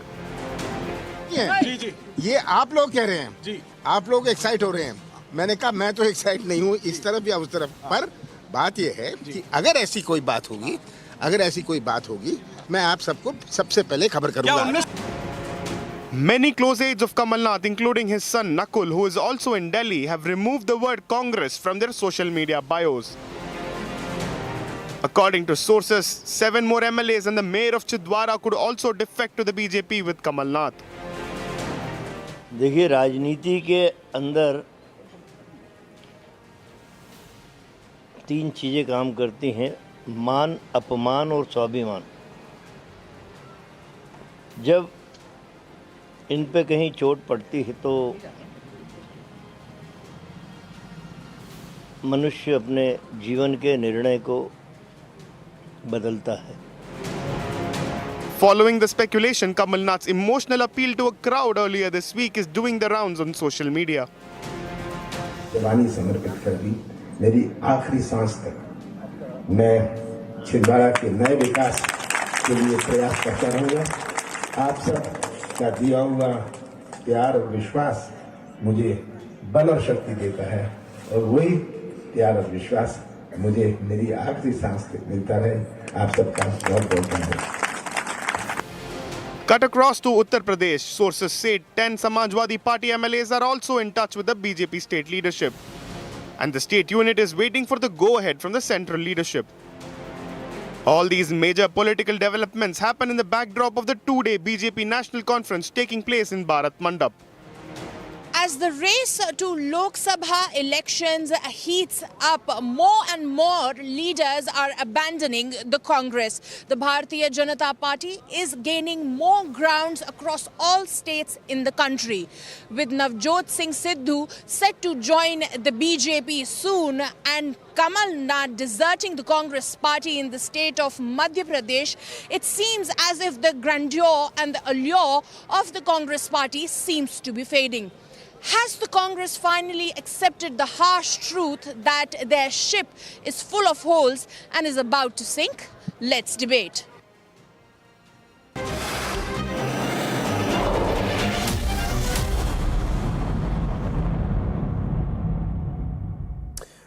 Shyam Prasad Becca, between 2014 and 2021, 222 Congress leaders, workers have joined the Bharatiya Janata Party. And it seems that the biggest beneficiary of the defections happens to be the Bharatiya Janata Party, and you are the biggest losers. The fact of the matter is that rather than carrying on the Nyaya Yatra, first you should understand the biggest Nyaya that you can give is to your own leaders. Leaders who have actually built the party. It is not just one family, but it is the very Congress workers who deserve some sort of credit, which seems to be missing. Before you laugh it off, but I'm just putting out the numbers for you. 222 between 2014 and 2021. I have not even counted the rest. See, Shavan, we are very clear, right? So this is a battle that is happening for the Republic of India. People who doesn't have the courage or the commitment, ideological commitment, to fight for it. भाई साहब चले जाओ, को कुछ फर्क नहीं पड़ते, चले जाओ। ऐसे ये डराने का धमकाने का पूरा वो पुराना वाला राजनीति है ना, वो पुराना वाला कांग्रेस डरते था। Who are yours? Okay. You call this as a battle to save Republic? Yeah. Now, for the battle to happen, Shyam Prasad Becca, where are your soldiers? Where are your soldiers? The lines are being drawn very clearly. Everybody is deciding on which side of the line they are. Let them decide. This is the Congress party of Mallikarjun Kharge and Rahul Gandhi. This is not the Congress party of which has a stranglehold of feudals and capitalists earlier. This is not that Congress. I'm telling you very clearly, we are not worried about any of these things. We are worried about the country. We will fight for the country. We will fight for this republic. You are talking about a leader. Now, I suppose, just to remind you, Shyam Prasad Becca, I'll come back to you, but just think about it while I go to the other guest also. You're talking about the former Chief Minister of Madhya Pradesh, if at all he jumps ship. Forget about him. I'll talk about another leader, Jyotiraditya Scindia. You remember what you did to him? And look at the blow that you had to witness in the Madhya Pradesh elections. In the same very area, the Gwalior region itself, you see the kind of loss that you've had. But the reality is this, that more and more as they go, you say that you will fight it out. I don't know how exactly will you fight without any soldiers. Savio Rodriguez, as far as the Bharatiya Janata Party is concerned, there is one more thing which is very disconcerting right now. As many would say, you are bringing in everyone, and one line that comes in, if you're willing to work with us, we don't have a problem, our doors are open. What really happens to the ideology that is perhaps extremely dear to the party? What really happens to the people who actually have the faith in you and say that, okay, look here, there is one party which will not tolerate corruption, but you're okay in getting in Ajit Pawar? You know, Shravan, let me first throw light on what I personally think are the reasons why the Congress leaders, some very senior leaders who've been long time with the Congress party, are moving out of the Congress. I'm not... Can you hear me now? Yeah. Okay. So one of the reasons why Congress leaders are moving and jumping ship is because they are sick and tired of being sycophants and slaves to one political party and one political family. That is the real problem. Unfortunately, some sycophants continue to remain and assume that people are leaving them because they don't have an ideology that they have propagated. That's not the truth. There are many good people in the Congress, and many of them are disillusioned by the behavior of senior leaders in the Congress and the level of sycophancy that exists for a 50-year-old adolescent who has not proved himself besides going on yatras.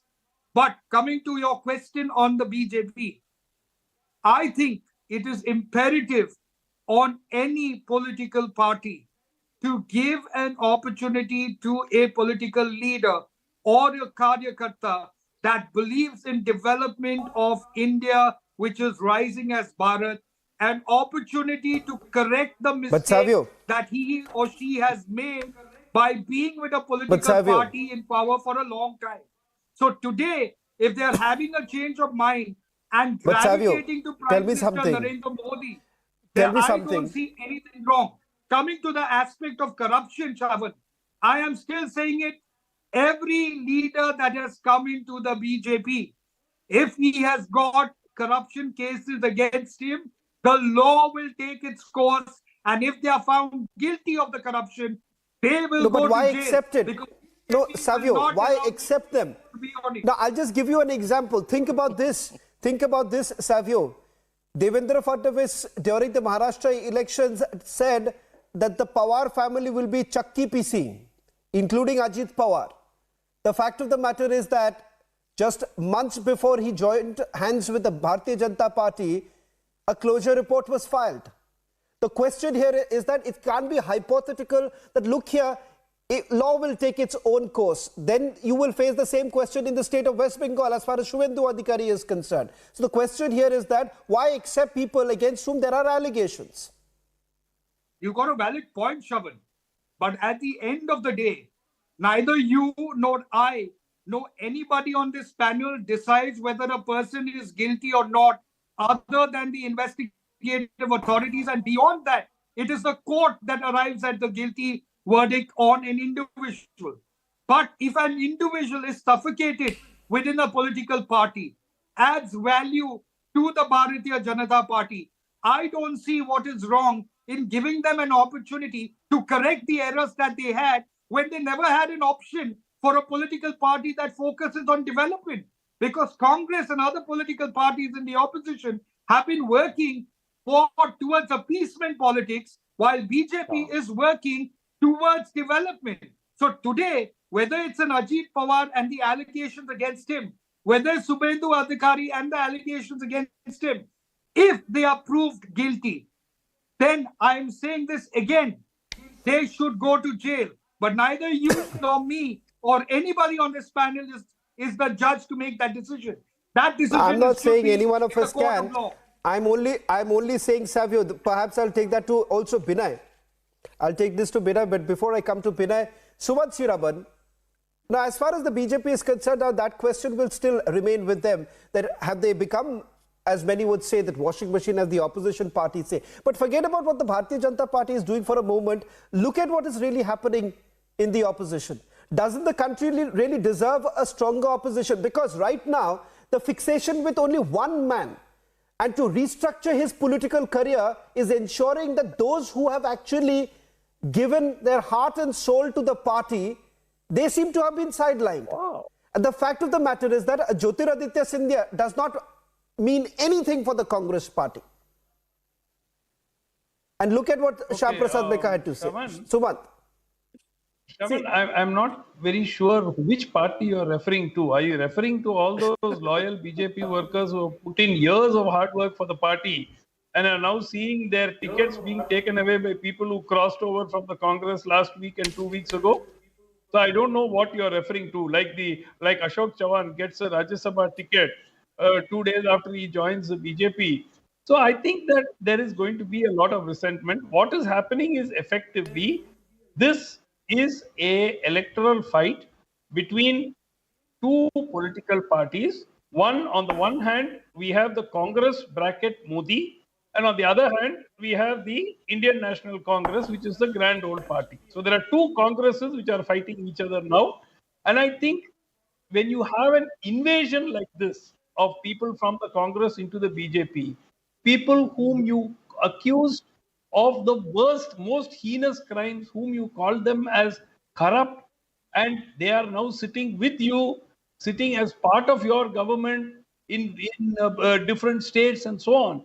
There was a statistic I saw yesterday, 134 or something BJP MPs have originally at some point been from the Congress, which is a shocking number. So the next Lok Sabha potentially could see an entire bunch of congressmen, except that they have been elected on a BJP symbol. So I remember that's exactly what I'm asking, Sumant.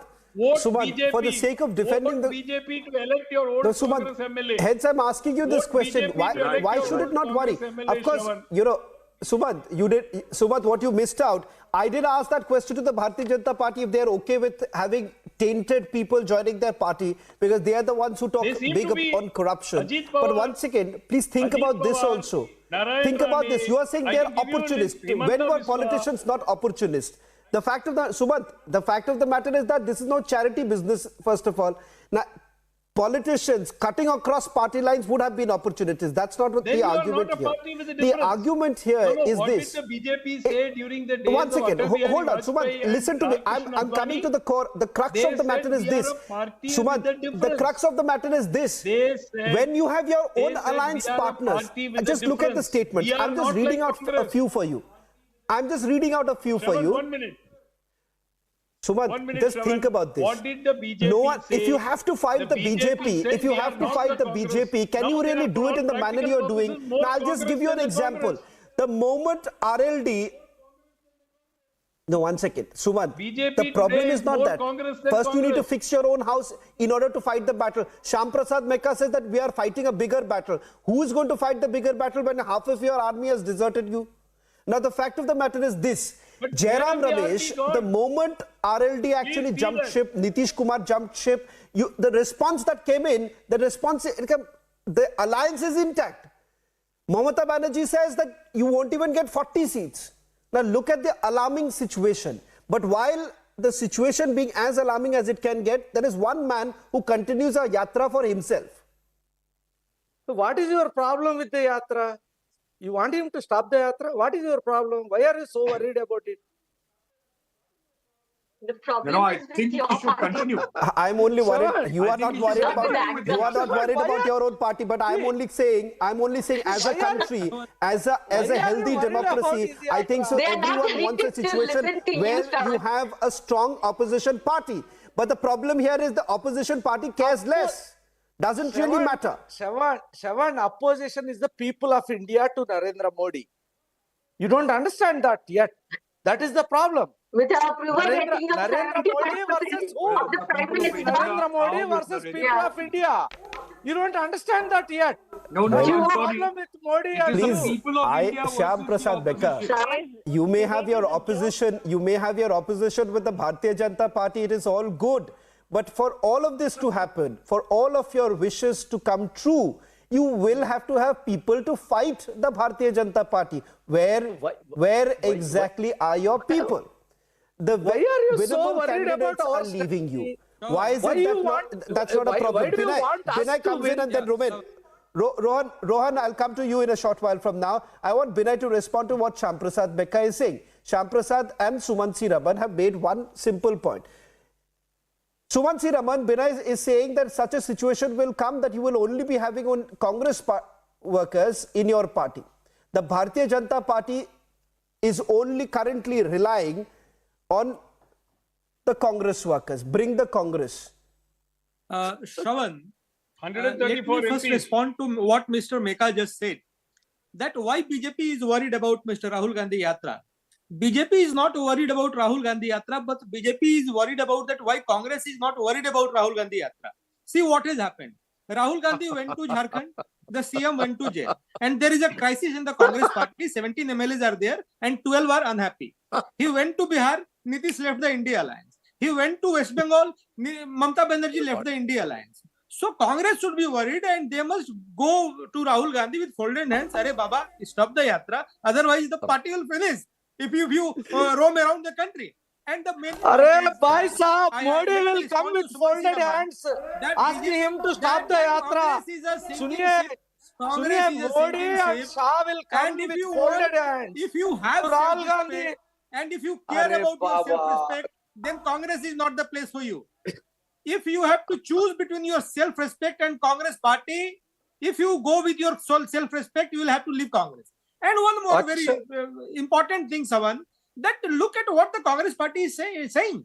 Arey, Congress did such a thing for, Kamal Nath. Congress did such a thing for Jyotiraditta Scindia. Acha, you have a love for Kamal Nath now. No contribution for Congress. Okay, go ahead and do. They have spent all their whole life. They have invested all their whole life for Congress. Wow. So they don't have done anything for the Congress. And again, the last point, Savan, it is time for election. And if the leader is serious, if Rahul Gandhi is serious, he must not be touring. He is doing tourism. It is not election campaign. While look at the other side, what BJP is doing. Very recently, today there was It's his discovery of India. National Convention. And BJP is gearing for the election. Every minute and every hour. No, I don't. Rahul See, Gandhi it's okay. It's okay. his Jeep Wrangler, showing his muscles and t-shirts. Why don't- He's moving out in his open Jeep Wrangler. Rohan. Arey Baba, stop this. It is not good for Congress. No, It is not good for Congress. Binay, the thing is that the discovery, now it's okay. We can understand the gentleman wants to go on with the discovery of India. He's not had that opportunity. And for breaks, he would like to go outside. But Rohan, it's a serious issue. The issue being this. Today, you've had the same very gentleman saying that Nyaya has already been given because there is no hatred in the country. So what exactly were you really fighting for in the beginning? Because your supposed Nyaya Yatra was to actually counter the hatred that is prevalent in the country. Today, the same very gentleman says that there is no hatred. People are so loving. Even the BJP RSS workers are coming for my yatra and they also saying everything is hunky-dory. Yeah. So what exactly is the gentleman really trying to do? Because for him, his own acolytes have left. Milind Deora has quit. Milind Deora, his own acolyte has quit. Jitin Prasada has quit. Jyotiraditya Sindhya has quit. So what exactly, whom are we really defending? Only one man. Is the party not important? Only that one man is important. Good evening, first of all. Very quickly, I'm not going to keep from my side. Coming to Mr. Kamal Nath. Mr. Kamal Nath is in politics for the last 50 years. His journey in politics has been, he's been known as Mrs. Indira Gandhi's third son. He was in the cabinet in Mr. Rajiv Gandhi's period. He has been in the cabinet during Manmohan Singh's time. He has been made the CM of Madhya Pradesh. He was the leader of the party who again fought the elections with the Congress party. He was the face. So for him to leave the party and that blame to go to anybody else, that's not acceptable. If they have done things for the Congress party, the name, the fame, their son Nakul Nath, the position he is in, that is also a direct result of the Congress party. For him, for Mr. Ashok Chavan, who was the CM, who was charged by the BJP, you can go back in time and you can see Prime Minister Narendra Modi has picked up and he has told the people of Maharashtra, how can you vote for a scam accused like Ashok Chavan under the Adarsh camp? And today, these are the same people who the BJP are nominating for the Rajya Sabha. So as you say, if everything is to be blamed to Mr. Rahul Gandhi's politics is not about hatred. He's talking about bringing people together. And if it means that people who have worked with his father, who worked with his mother, cannot work with him, there are more people, there are younger people who can come into politics and we can see better politics coming forward. And so now you tell me, okay, now Rohan, Mohabbat ki dukaan can continue, Mohabbat ki dukaan can continue, but you please tell me one thing, his own people, now you see, it's not, no one is fixated with Rahul Gandhi, but the reality is also this, that Rahul Gandhi is only concerned about himself, not his own party. If at all he was concerned, remember what really happened to Sachin Pilot in the state of Rajasthan? Now, you are calling all of them opportunists only because they are talking about the political situation. They are talking about the political situation in each of these states where the Congress party may not even be getting a single seat. The question here is that rather than being worried about that, you are starting off a yatra which may not give you the political dividend. So why should that not be a problem? Nakul Nath had a problem because the Congress party had rejected the Pran Pratishtha. He had rejected the when the Congress party rejected the Pran Pratishtha invitation, several of the Congress parties had a problem. I'll answer your question. Several of the Congress party. The point here is that you don't understand the pulse of this country. Let me answer you. Give me 1 minute, please. Sujata, I'll come to you after that. If you look back at, everything is on social media today, right? These leaders have verified social media handles. So please go back. When Mr. Rahul Gandhi was starting the yatra from the east to west, look at what Mr. Ashok Chavan had said for the yatra. Look at what Mr. Kamal Nath had said for the yatra. So when you are telling me that I'm calling them opportunists, I have no problem. I have no problem, Rohan. I have no problem, Rohan. That's a question that still stands for the Bharatiya Janata Party. I'm still asking that question. I'm still asking the Bharatiya Janata Party that you don't have a problem with Ashok Chavan. That's a valid question. But the fact of the matter is, rather than answering a question for the BJP, why don't you do the answering for the party which is supposed to be our principal opposition party? What do you mean? Ashok Chavan is a problem. Ajit Pawar is a problem. And that question will remain. The BJP will have to answer. But what happens to the Congress party when they cannot even keep their flock together? Whom are you going to fight? How exactly are you going to fight? Nothing will happen. You don't worry about it. You are very worried about Congress. Nothing will happen. We also know. Madhya Pradesh also you have lost. Madhya Pradesh also you have lost, Chhattisgarh also you have lost, Rajasthan also you have lost. So nothing to worry. कोई भी state नहीं रहेगा तो क्या फर्क पड़ता है? खाली ख़याली pulao. You want what you want? Shyam Prasad Mekka. A situation will come. A situation will come when 10 Janpad will also not remain with you. But we will do our politics, not like the way Mr. Modi does. What politics? I'm not understanding. What politics are you talking about? When you're not even going to win. No, when you need to. If you have to take the fight, if you have to take the fight to the BJP. If you have to take the fight, how exactly are you willing to take it? Seven, let me school you now. Shawan, we won Telangana. Shyam Prasad and then Sujata. We are in power in Since you asked about it, we've not won any. Politics is So for not you about to say that to write off the Congress party completely. Rohan, 1 minute. Rohan, I'll come back to you. Rohan, I'll come back to you. Allow Shyam Prasad Mekka to respond, and then we have Sujata on it. Shyam Prasad Mekka and Sujata on it. Seven, quickly, you asked for it. I'm trying to school you. Go ahead. Politics is not just about winning or losing. Politics is about standing for what is right. That is what Congress party is doing. That is what Rahul Gandhi is trying to make Congress do. Okay? It's not a bullfight. Just winning. Oh, who is winning? Oh, you didn't win the match. That's not how it happens. Like Prime Minister going to the dressing room and forcefully consoling the cricketers. They know how to win the matches, how to lose the matches. My goodness. That is the problem. Below the belt. This is what Congress does. Politics. Shravan. This is what Congress does. Shravan. Sujata can. Yes.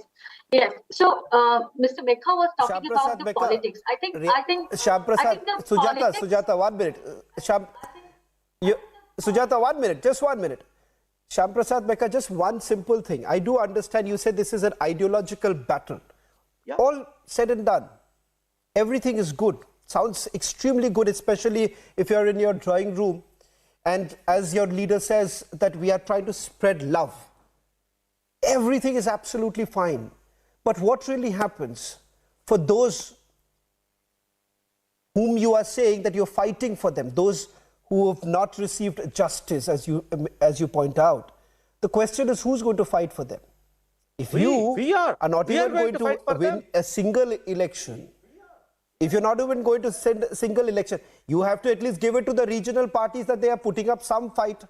And if you see the number of defections that are actually happening, tell me something, why isn't there such high defection in the other regional parties? Yeah, I appreciate. Sujata, think about it. Shyam Prasad Mekha, I'll come back to you. Why is it that the defection is mostly from the Congress party? Mostly from the Congress party, but not from the other regional parties. It does not really happen with the other. A few perhaps from the Trinamool Congress, but not so much. So Sujata wants to come in. So, Shravan, Mr. Mekha was schooling you about the politics. But I think he forgot the very basic of politics is that it is about winning the hearts and the mind and the vishwas of public, which is not with Congress, and it is shown not today. 1985, if you see the Congress graph, Congress has been on a declining phase. You know, your screen has showed a number of names. You know, the entire show will go on. If I start now, Mamata Banerjee, Sharad Pawar, Ghulam Nabi Awazad, Kapil Sibal, Jitin Prasada, you know, Hardik Patel, you name it, you have it. These were the loyalists of Congress party. They left it. And when they were asked why did they leave Congress party, all of them said one thing: हमारा मान नहीं रखा गया, हमको time नहीं दिया जाता था. And the entire politics is about relaunching a failed product, as in the words of PM Modi, Rahul Gandhi, over and over again. As for the Nyaya Yatra also, because a lot of people are saying Nyaya Yatra, etc., you know, there was this thing about in the Congress party, and I know from a very valid source that leaders of the ground were not happy to have a Nyaya Yatra when there is an election at hand. The resources of the Congress party are being used to push Nyaya Yatra and to make the PR image of the Rahul Gandhi, where those resources are supposed to be used for winning elections. The second point is, under the leadership of Prime Minister Modi, the entire the dynamics of this country has changed. The welfare politics, the Ram Mandir, the 370, the people's sentiment is with BJP, and the leader who have little ear to the ground know that if they have to survive, if they have to keep their political future intact, they have to switch sides. And I'm not trying to judge your basis on the moral lecture. One second. Okay. They also have an example of Jyotiraditya Scindia, Jitin Prasada, Arpan Singh, Himant Vishwa Sharma, where they are saying the people who have jumped ships are not dejected. They are not offered biscuit, dog biscuit. Rather, they are given a place where they are shown respect. Okay. They are ministers, they are chief ministers. So why ministers? So why not? I mean, politics is not about charity. And last but not the least, here people are talking about ideological. What ideology Congress stands for today? Congress was a centrist party. Today, Congress is a leftist party. It doesn't have any ideological difference between, the Congress party or the other regional parties. And that is why even regional parties do not value them. Indian members saying कि 40 seats नहीं आएंगी. Akhilesh ji saying I will see what that question also applies. That question also, Sujata, that question also applies for the Bharatiya Janata Party right now. Because if you are fighting election after election saying that we are going to remove corruption will be completely eradicated, then certainly having Ajit Pawar on your side is not the best of options. And I don't think so. Then corruption angle cannot be something highlighted so much, especially if you have leaders with so much of taint. More importantly, I would actually list out several of the former Congress chief ministers whom they have taken into their fold, who actually face serious allegations. Sumant Siraman, while Sujata, I'll come back to this very point. Sumant Siraman. Sujata, I'll come back to you, but think about it and then answer. Sumant Siraman. Now, think about this. All those who have actually left the Congress party and have actually joined the Bharatiya Janata Party, N. Biren Singh, Himanto, or for Manik Sarkar, or many others. If the people of this country, they were unhappy with this decision that was taken by them, and they would say, oh look here, they have political opportunities, unko sirf power chahiye, then they would have lost it. They would have lost the elections. But the people have voted them. Then they were made the chief ministers. So the fact of the matter is that it has not really affected those who actually go and vote for them. So how do you really say that they are just political opportunists? Shravan, all we need to do is to go back in history to the 80s and 90s and the early 2000s, when this is what the Congress party used to do. They used to split other parties. They used to, procure MLAs and MPs, and they would then make them contest. Of course, at some earlier part of time, there was no anti-defection law. But the point I'm making is, today the BJP is a mirror image of the party that it set out to oppose. It has become more Congress than the Congress itself. High command culture, two people take all decisions in the party. People who jump ship and come from other parties are rewarded, whereas the honest Karyakartas who have been slogging for the party for many years are not recognized always. So you are creating, it's just that it's happening, because the party is newer and it had leaders of the stature of Atal Bihari Vajpayee in the earlier days who built consensus and who took people along with him. That this degeneration that has set in the BJP has not affected the party so much until now. Give it another 3-4 years, give it a few electoral defeats, and you will see these people will jump ship again. If they can jump ship from Congress to BJP, they can jump ship from BJP to somewhere else. It's over. If not to the Congress, whoever is the latest flavor of Shyam Prasad Becker, I'll come back to you. Shyam Prasad Becker, I'll come back to you. Sumant has a very interesting point also. Sumant, that was an interesting point. Savio, a very worrying trend, and I'm not going to name the person here. This was a social media post that was put out by the son of a BJP leader from the state of Maharashtra. And the person concerned was a BJP worker for several decades put together. And I have been a reporter in the state of Maharashtra also. This leader day in, day out fought the Congress party. fought the NCP, today is languishing in some corner with no post, perhaps an elementary post that has been given. The reality is this: many within the BJP are also having this problem. And that is a reality, Savio. That is a reality, that many within the BJP are also saying that after all, we are doing the hard work. We are the ones who are committed. We are committed to the ideology. How exactly are you okay with bringing in someone else who may not be completely okay with the ideology, who may not even have any idea about what the ideology is all about? But look, hey, numbers, arithmetic works, so let's just bring them in. Does that not create bad blood even among those hard-working workers of the party? Savio. Shaban, you've raised a very important point. And being somebody who is a part of the BJP, let me ask you a counter question.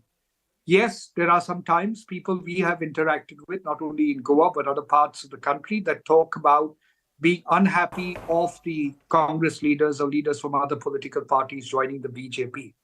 But none of the BJP Karyakartas leave the BJP and join any other political party. They don't do that because they believe in Prime Minister Modi's strategies to work for the interest of India. Now, let's look at each of these political leaders that you have named. The problem is not with the political leader or his political ability, whether it's Ashok Chauhan, whether it's Ajit Pawar, or whether it's any of the names that have been spoken about. The real problem is the allegations of corruption against them.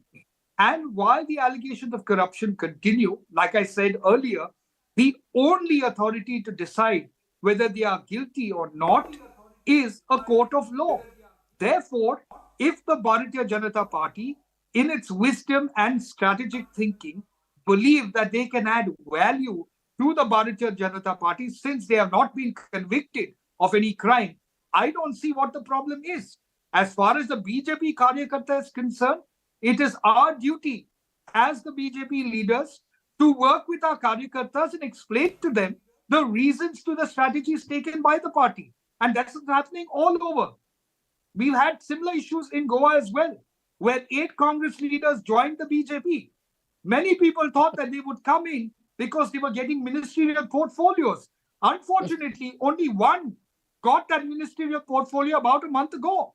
So the Karyakartas, yes, sometimes get confused, but when spoken to, because they believe in the ideology, you see the difference is, BJP Karyakartas are driven by the ideology of a better Bharat, of India rising as Bharat.